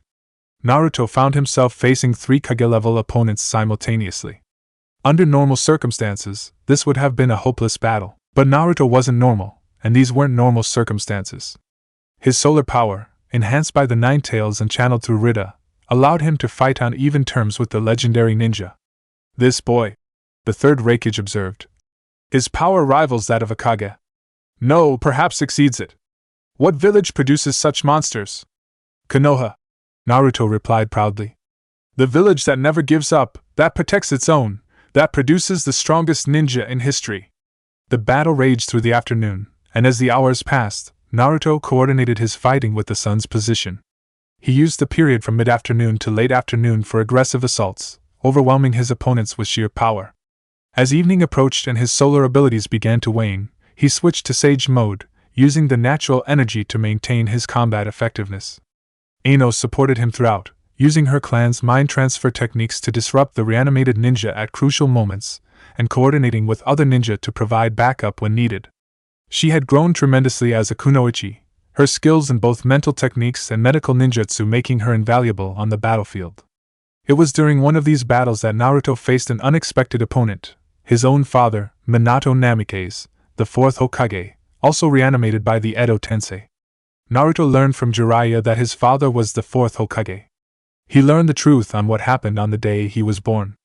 "Father," Naruto whispered when he recognized the legendary ninja. Even with his power declining into evening, the emotional weight of this encounter was overwhelming. Minato, his consciousness partially his own despite being controlled, looked at his son with pride and sorrow. "Naruto?" Minato asked. "You've grown so strong. Stronger than I ever imagined. Why did you seal the nine tails in me? Why did you make me suffer?" Naruto asked, years of questions and pain in his voice. "Because I believed in you," Minato replied.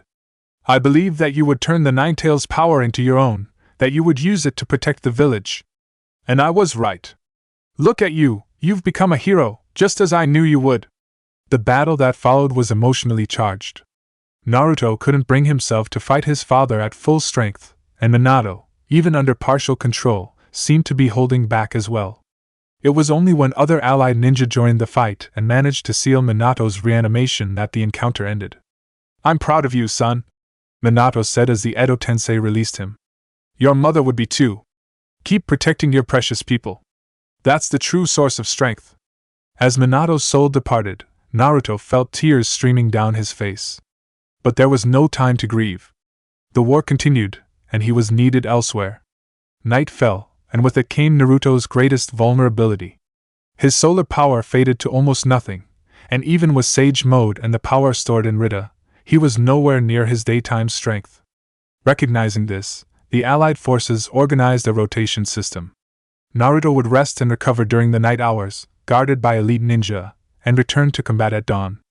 Ino stayed with him during these rest periods, her presence a comfort in the darkness. "We're winning," she told him as they sat together in a tent away from the front lines. "Your power is making a huge difference. The enemy is on the defensive. But at what cost?" Naruto asked quietly, his nighttime persona in full effect. "So many people have died already. Friends, allies, good ninja. Is my power worth all these lives?" "Your power is saving lives," Ino corrected firmly. "Without you out there, the casualties would be much higher. Don't doubt yourself, Naruto. You're doing exactly what you should be doing." She kissed him gently, a reminder that he wasn't alone, that he had something worth fighting for beyond duty or destiny. The pattern continued for days. At dawn, Naruto would return to the battlefield, his power rising with the sun. Morning battles saw him operating at high effectiveness, coordinating with other ninja to break enemy formations and seal reanimated opponents. Noon battles, when possible, were devastating. Naruto would become an overwhelming force, capable of facing multiple high-level enemies simultaneously. But it was during one of these noon battles that disaster struck. Madara Uchiha, the legendary founder of the Uchiha clan and the true power behind the Akatsuki, appeared on the battlefield. Reanimated by Kabuto's Edo Tensei and empowered by knowledge and techniques accumulated over decades, Madara was a force unlike anything the Allied forces had faced. He tore through entire battalions with ease, his perfect Susanoo crushing hundreds of ninja with each swing. His mastery of ninjutsu was complete, and his combat experience was vast beyond measure. Even the combined might of all 5 Kage struggled to contain him. "Is this the best this era can produce?" Madara asked disdainfully as he stood atop his Susanoo, surveying the battlefield. "How disappointing. None of you can dance like Hashirama could." Then he noticed Naruto. The golden aura surrounding the young ninja, the overwhelming power radiating from him as noon approached, this was different. This was interesting. "You," Madara said, his eternal Mangekyo Sharingan focusing on Naruto. "What are you?" "Naruto Uzumaki," Naruto declared, his noontime arrogance in full effect. "And I'm the one who's going to stop you." The battle between Naruto and Madara was legendary. Naruto, empowered by sunshine at its near peak, wielded Rita with devastating effect. Each clash between the massive sword and Madara's Susanoo created shockwaves that flattened the surrounding landscape. Solar-enhanced strikes capable of melting rock met ancient Uchiha techniques and spectacular displays of power. Madara was impressed. "This power of yours, it's not chakra-based, is it?"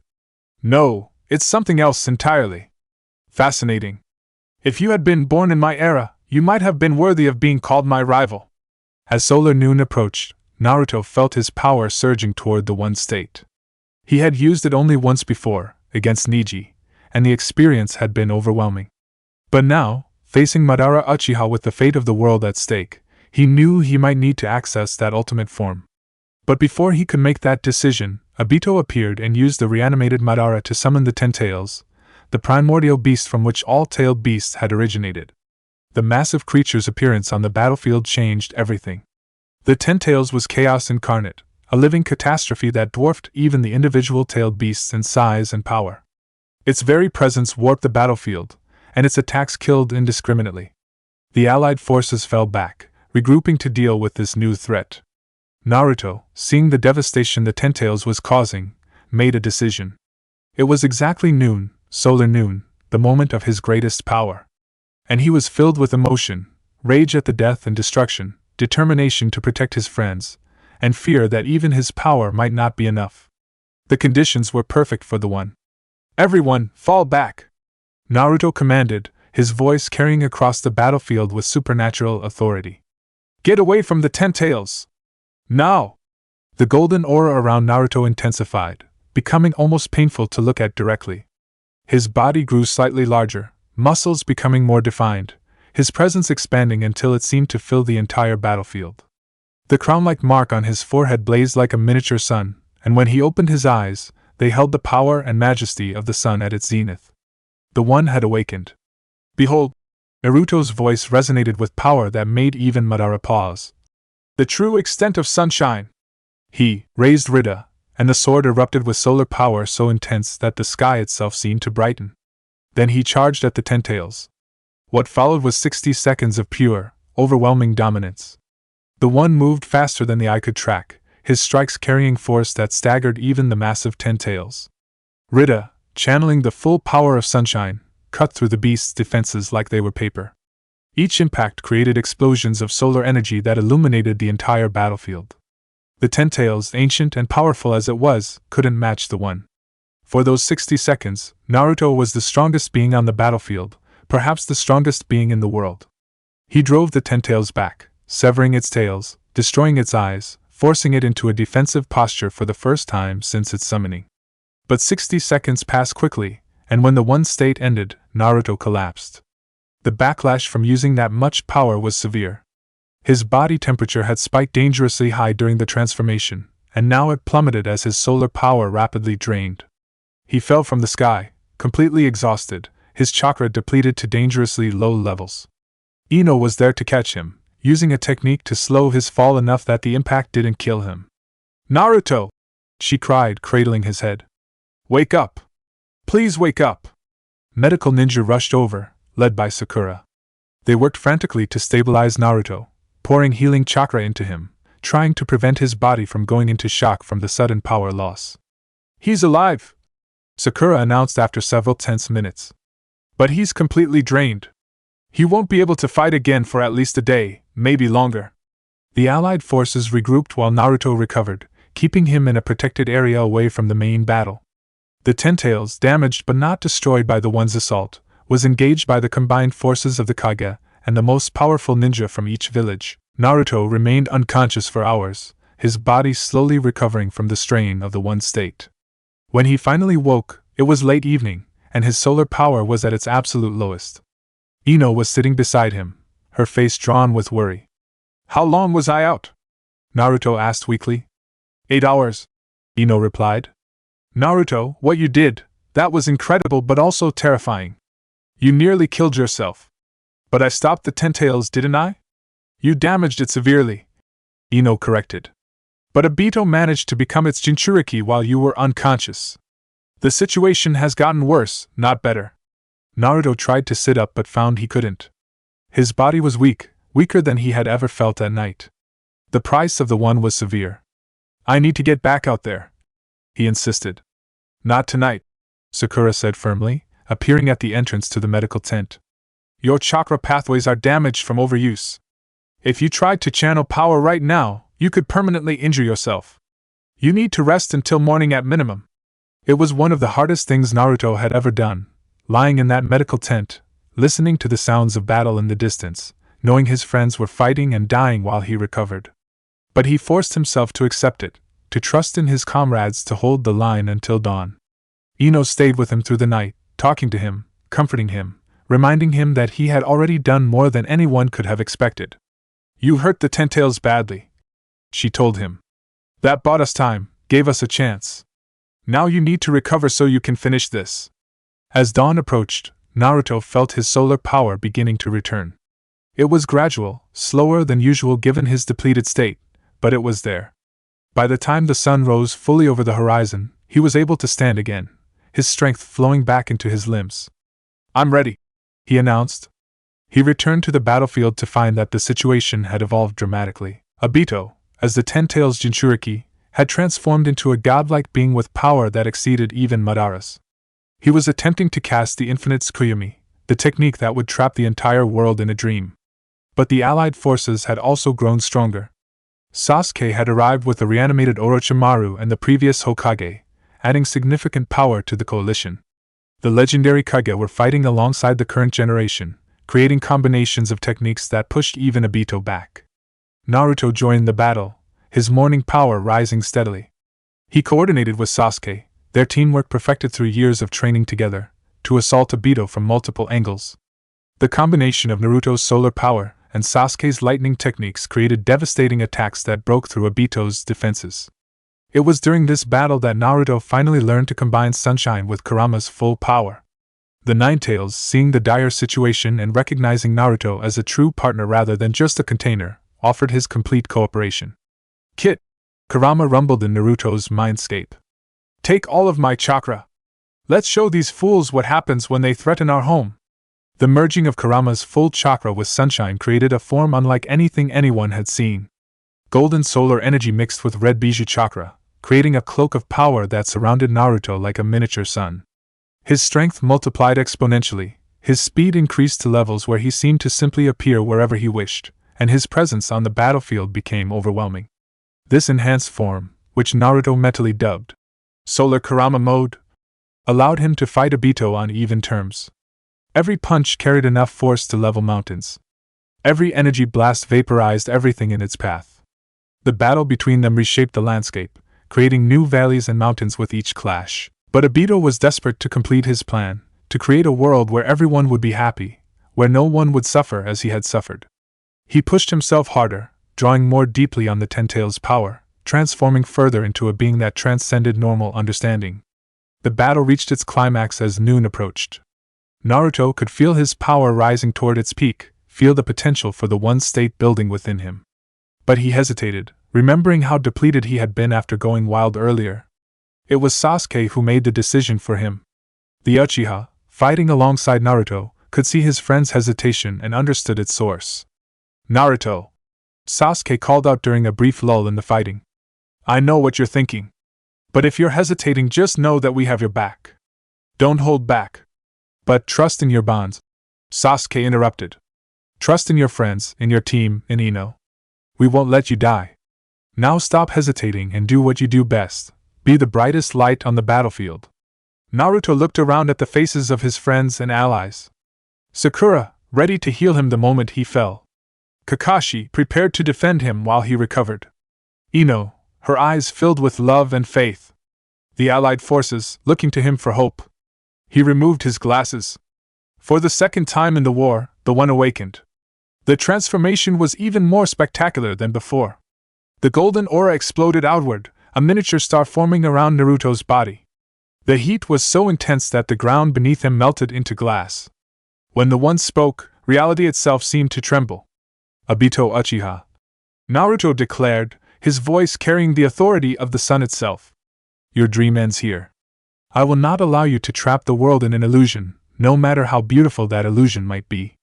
True happiness comes from overcoming pain, from forming bonds with others, from living in reality no matter how harsh it might be. He attacked with everything he had. 60 seconds. That's all the time the one state would grant him. 60 seconds to end a battle against a being with godlike power. 60 seconds to save the world. Naruto used every instant of that time perfectly. He moved at speeds that transcended normal perception, his attacks carrying force that warped space itself. Rita, glowing like a captured star, cut through Obito's defenses as if they were mist. Each strike was perfectly placed, exploiting weaknesses that only the one's enhanced perception could detect. Obito tried to fight back, tried to use the truth-seeking orbs that could nullify all ninjutsu. But against sunshine, against the raw power of the sun itself, even those ultimate weapons proved insufficient. The one batted them aside, shattered them, rendered them useless. "This is impossible!" Obito screamed. "No one should have this much power! Not you, not anyone! And who are you to tell me that? This power is a gift," Naruto replied as he delivered another devastating blow. "A gift I use to protect those I love, to guard the future, to ensure that everyone has the chance to live their own lives and chase their own dreams. Your false paradise cannot compare to the reality that awaits us." With 30 seconds remaining, Naruto, using Rita, channeled all of his remaining power into a ball of solar energy at the tip of his sword. The sword blazed so brightly that it seemed to hold an actual sun at the end. Then, with a roar that echoed across the battlefield, he brought it down in a strike that would be remembered for generations. Cruel sun! The attack was pure solar energy condensed into a single, overwhelming ball of energy. It cut through Obito's defenses, through his truth-seeking orbs, through the Ten Tails chakra that protected him. The power of the sun itself, focused and directed with perfect precision, struck Obito directly. The Ten Tails Jinchuriki form shattered. Obito was blasted out of his transformation, the Ten Tails chakra forcibly separated from his body. The ancient beast, now free of Obito's control but too damaged to continue fighting, collapsed. The one state went past 60 seconds after it had begun. Naruto unknowingly used his life force to remain in that state. Naruto fell from the sky, completely spent, his body pushed beyond all reasonable limits. This time, he didn't just lose consciousness, he felt his life force itself beginning to fade, burned away by the overwhelming power he had channeled. But he had won. Obito was defeated. The immediate threat was over. As he fell, he saw Ino running toward him, tears streaming down her face. He saw Sasuke deflecting attacks to clear a path for her. He saw Sakura preparing medical jutsu even as she ran. He saw all his friends and comrades, the people he had fought to protect, watching with hope and fear. And he smiled. He had done it. He had protected them all. Then everything went black. Naruto woke to the sound of arguing voices. His body felt heavy, every muscle aching, his chakra pathways burning with residual pain. For a moment, he couldn't remember where he was or what had happened. Then memory flooded back. The battle with Obito. The one state. The final attack that had defeated the Ten Tails Jinchuriki. "He's waking up!" Ino's voice, filled with relief and joy. Naruto opened his eyes to find himself in a medical tent, surrounded by concerned faces. Ino was at his side immediately, her hand grasping his. Sakura stood nearby, her medical diagnostic jutsu active. Sasuke leaned against the tent wall, his expression carefully neutral but his eyes showing relief. "How long?" Naruto asked, his voice hoarse. 2 days, Sakura replied. "You've been unconscious for 2 days, Naruto. Your body was pushed to the absolute limit. If you had been a normal ninja, you would have died. But I'm not normal," Naruto said with a weak smile. "No, you're an idiot," Ino said, her voice shaking with emotion. "You went past your limits, knowing what it would do to you. You could have died, Naruto. You almost did die. But I didn't," Naruto pointed out. "And Obito was defeated, right?" "Defeated but not finished," Sasuke interjected. "Madara has been revived, truly revived, not as an Edo Tensei. He killed Obito, took the Rinnegan, and absorbed the Ten Tails himself. He's become the Ten Tails Jinchuriki, just like Obito was, but stronger."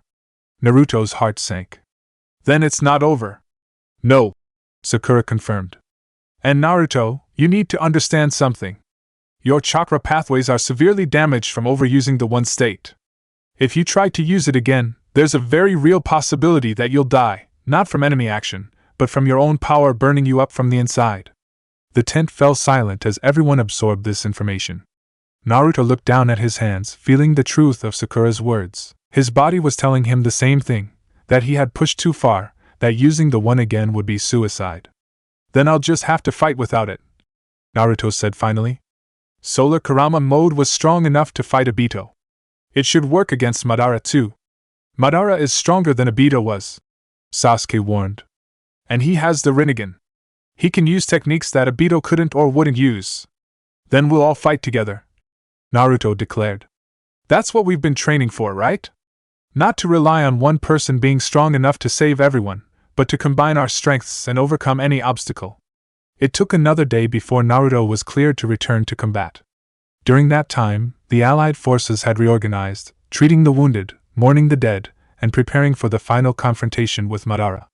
The legendary Uchiha had made his intentions clear.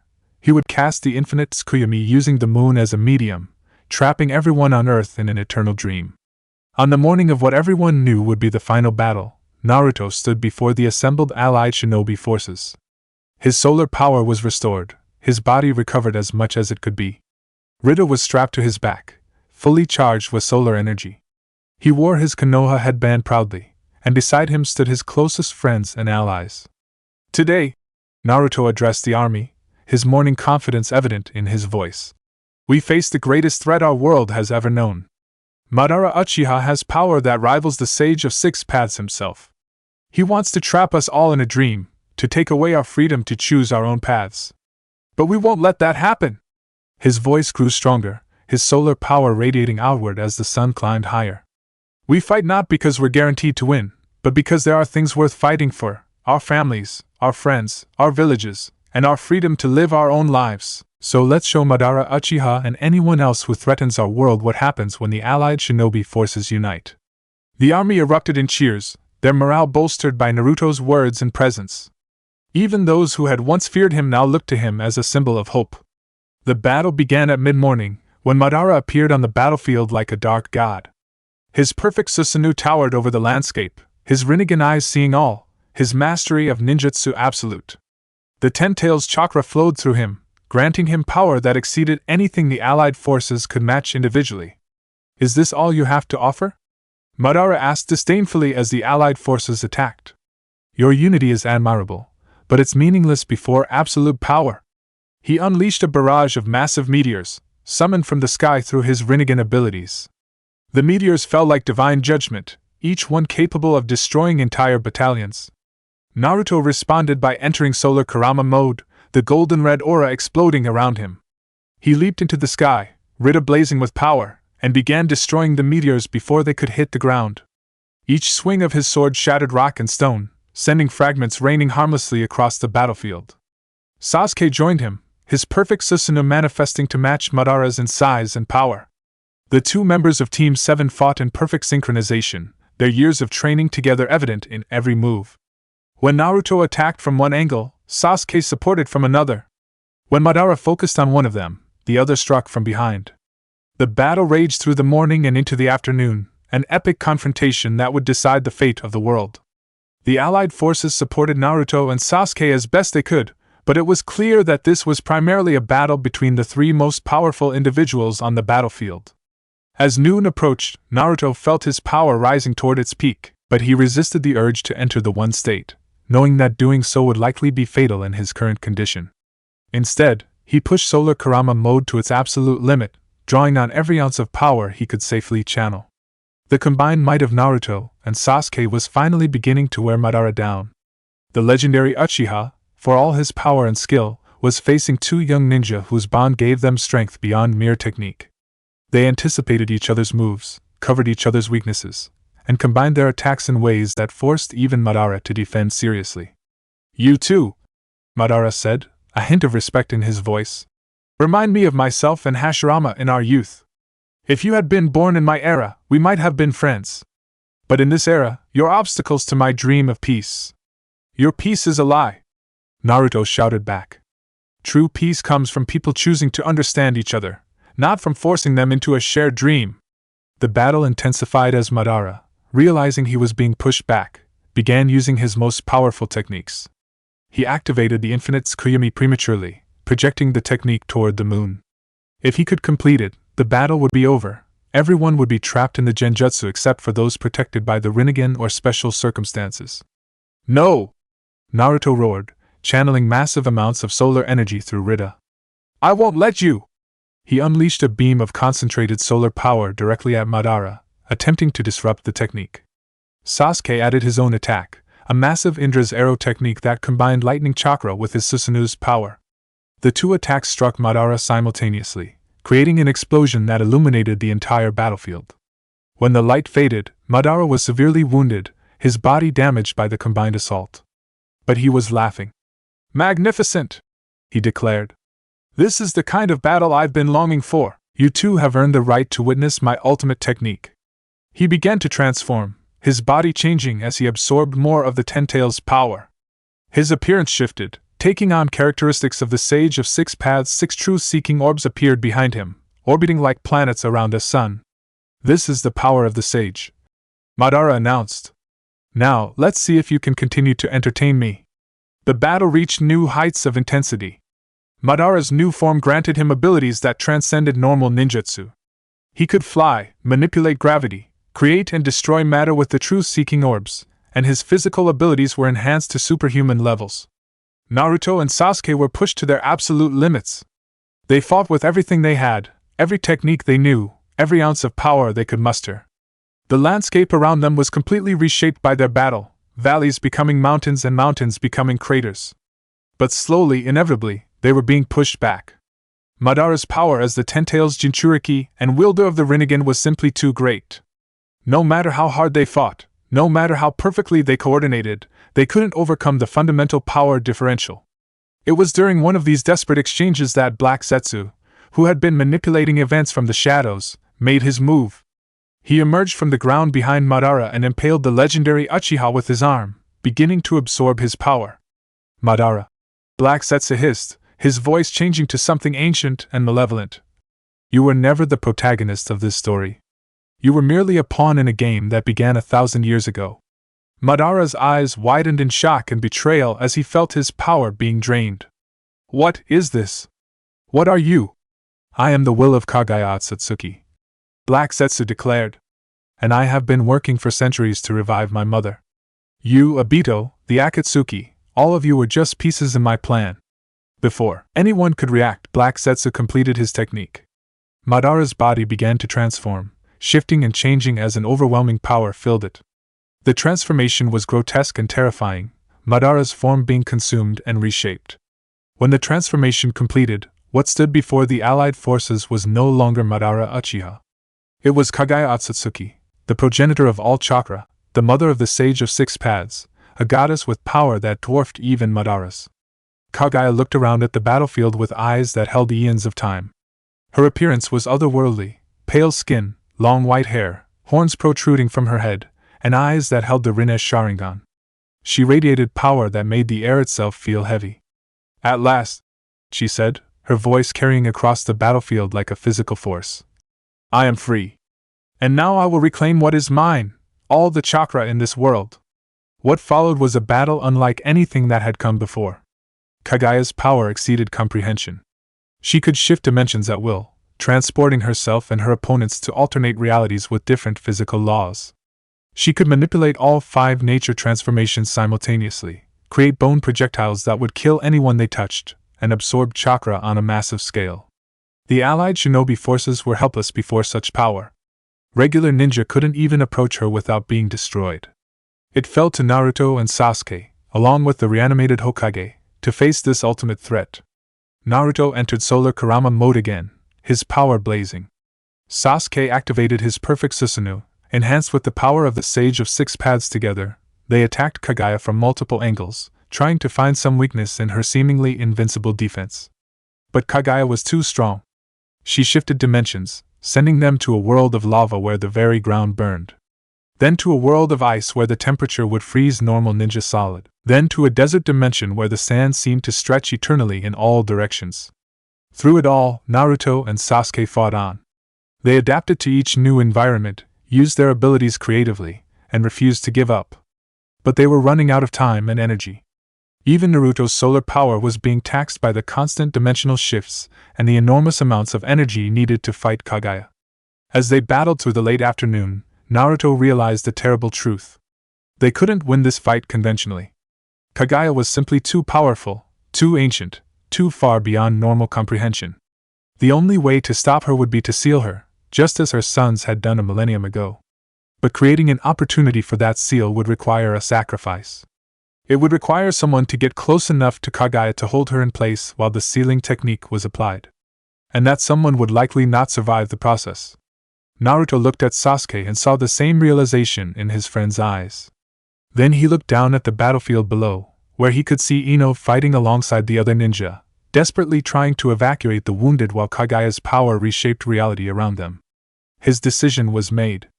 Sasuke, Naruto said quietly during a brief respite in the fighting. I need you to promise me something. Don't, Sasuke said immediately, understanding what Naruto was planning. Don't even think about it.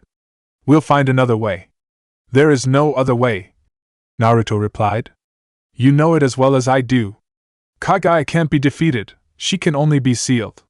And for that to work, someone needs to hold her in place. Then let me do it, Sasuke argued. You have Ino, you have a future waiting for you. I've already lived most of my life for revenge and death. At least let my end mean something. Naruto shook his head. No. You've just started living for the right reasons. You need to protect the village, just like Itachi wanted. Besides, he smiled sadly. I'm the only one with enough power to hold her long enough for the seal to work. Before Sasuke could protest further, Naruto acted. He activated the one state this time, knowingly using his life force, knowing that his damaged body couldn't survive it, knowing that he was choosing to die. The transformation was immediate and devastating. Golden light exploded across the dimension they were fighting in, so bright that even Kaguya shielded her eyes. His presence expanded until it seemed to fill all of reality. What? Kaguya gasped, feeling Naruto's power spike to levels that rivaled her own. This is impossible. No human should possess such power. Naruto moved with speed that transcended normal perception. In an instant, he was in front of Kaguya, his arms wrapping around her in an unbreakable grip. The heat radiating from his body was so intense that Kaguya's skin began to burn. Now! Naruto roared to Sasuke and the others. Seal her now while I hold her. Sasuke, Sakura, and Kakashi acted immediately, combining their power to create a sealing technique taught to them by Hagoromo Akatsuki himself. The seal began to take form, powerful enough to bind even a goddess. But Kaguya was not passive. She unleashed all of her power, trying to break free from Naruto's grip. Her chakra flared, her bones erupted, her dimensional powers activated. The strain on Naruto's body was immense, far beyond what any human form could withstand. Naruto could feel his body beginning to fail. His skin was cracking, golden light bleeding through the fractures. His internal organs were shutting down, burned by his own power. His chakra pathways were disintegrating, unable to handle the overwhelming energy flowing through them. But he held on. He needed to give his friends enough time to complete the seal. Naruto. He heard Ino's voice from somewhere far away, filled with anguish. She had realized what he was doing, what he was sacrificing. I'm sorry, Ino, he whispered, knowing she couldn't hear him. I love you. I always will. The seconds ticked by like hours. 30 seconds. 40 seconds. The seal was almost complete, the binding technique reaching its final stages. Kaguya screamed in rage and despair as she felt her power being locked away once more. 50 seconds. The one's body was failing catastrophically. His vision was blurring, his strength fading. But his grip on Kaguya never wavered. 55 seconds. The seal was complete.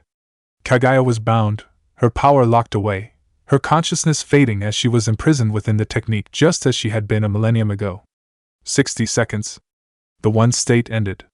Naruto's body, pushed beyond all conceivable limits, beyond what any form of life should be able to endure, began to burn away. His solar power, no longer controlled, no longer contained, erupted outward in a final, spectacular display. His body beginning to crumble like ashes.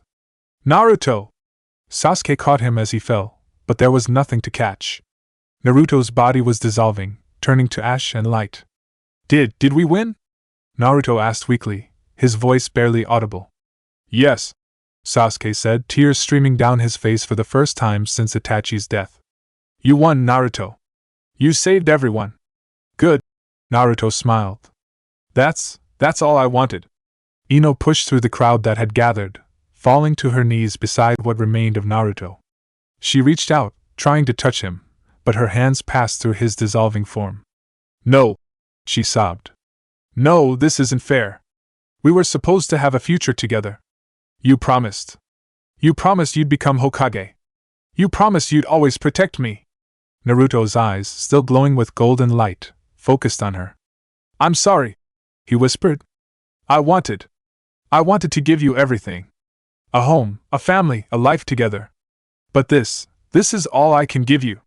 My sacrifice, to ensure you have a world worth living in. I don't want the world. Ino cried. I want you. I know, Naruto said softly. And I want you. In every life, in every world, in every moment, I choose you, Ino. You were my sun when the real sun couldn't reach me. You were my hope when I had none. You were my love when I thought I was unlovable. Thank you for accepting me. Ino leaned down, pressing her lips to his dissolving form one last time. The kiss was brief, ethereal, like kissing light itself. I love you, Naruto whispered. Tell everyone. Tell them I'm sorry I couldn't stay. But tell them it was worth it. Protecting all of you, that was worth any price. His eyes sought out his friends one last time. Sasuke, tears streaming down his face. Sakura, her hands glowing with healing chakra she couldn't use. Kakashi, his Sharingan recording this moment forever. Shikamaru, Choji, Hinata, Kiba, Shino, Lee, Niji, Tenten, Gaara, all the people he had fought beside, laughed with, called friends. Thank you, Naruto said to all of them. For accepting me. For seeing me as more than a demon container or a weapon. For treating me as a friend. My life, it was hard, but you all made it worth living. The sun was setting now, his solar power fading with the light. His body was almost completely gone, just wisps of golden ash floating on the wind. Ino. Naruto's voice was barely a whisper now. Live. Live for both of us. Find happiness. Find love again. And when you do, know that I'm not jealous. Know that wherever I am, I'm grateful that you were happy. I can't. Ino sobbed. I can't do this without you. You can. Naruto insisted. You're strong, Ino. Stronger than you know. You'll heal from this. It will hurt, it will take time, but you'll heal. And you'll help others heal too. That's who you are. The last rays of sunlight faded from the sky. And with them, Naruto Uzumaki, the boy who had carried the power of the sun, faded as well. His final words, carried on the wind, reached everyone on the battlefield. Thank you for letting me be your son, one last time. Then he was gone, his body transformed entirely into ash and light, scattered across the battlefield like golden snow. Where he had laid, only Rita remained, the great sword cracked and broken, its stored power depleted, a testament to the battles it had seen. The allied shinobi forces stood in silence, watching the ash of their greatest hero drift away on the wind. Some wept openly. Others stood in shocked silence. All felt the profound loss of a light that had burned so brightly, and so briefly. Ino knelt there in the dirt, her hands clutching the broken pieces of Rita, her tears falling on the shattered blade. She had loved him. Oh, how she had loved him. And now he was gone, sacrificed to save a world that had once scorned him. He was a hero, Tsunade said quietly, her own eyes wet with tears. The greatest hero our world has ever known. He gave everything, his power, his dreams, his future, his very life, to protect us all. We must never forget this sacrifice. He will be remembered, Gaara added, his voice thick with emotion. Not as a demon container, not as a weapon, but as Naruto Uzumaki. The ninja who carried the sun's power and used it to light the way for others. The boy who refused to give up. The hero who saved us all. The ninja world would indeed remember. In the days and weeks that followed, as the allied forces returned to their villages and began to rebuild, stories of Naruto's final battle spread. How he had wielded the power of the sun. How he had fought gods and won. How he had given his life to ensure peace. Konoha erected a monument to him in the village square, a statue of Naruto in his solar Kurama mode, Rita raised high, his face showing determination and hope. The broken blade itself was enshrined in the Hokage's office, a reminder of the price of peace. Ino visited the monument every day, leaving flowers and speaking to the statue as if Naruto could hear her. She told him about her day, about the village's rebuilding, about the peace his sacrifice had purchased. She kept her promise to him, continuing to live, to grow stronger, to help others heal from the war's trauma. But she never loved again. Not in the way she had loved him. How could she? He had also been her sun, her light, her heart. And though she lived a long life, became a master of her clan's techniques, and helped rebuild the ninja world, a part of her remained forever with the boy who had burned so bright and so briefly. Sasuke became the Hokage, fulfilling the dream that Naruto had never realized.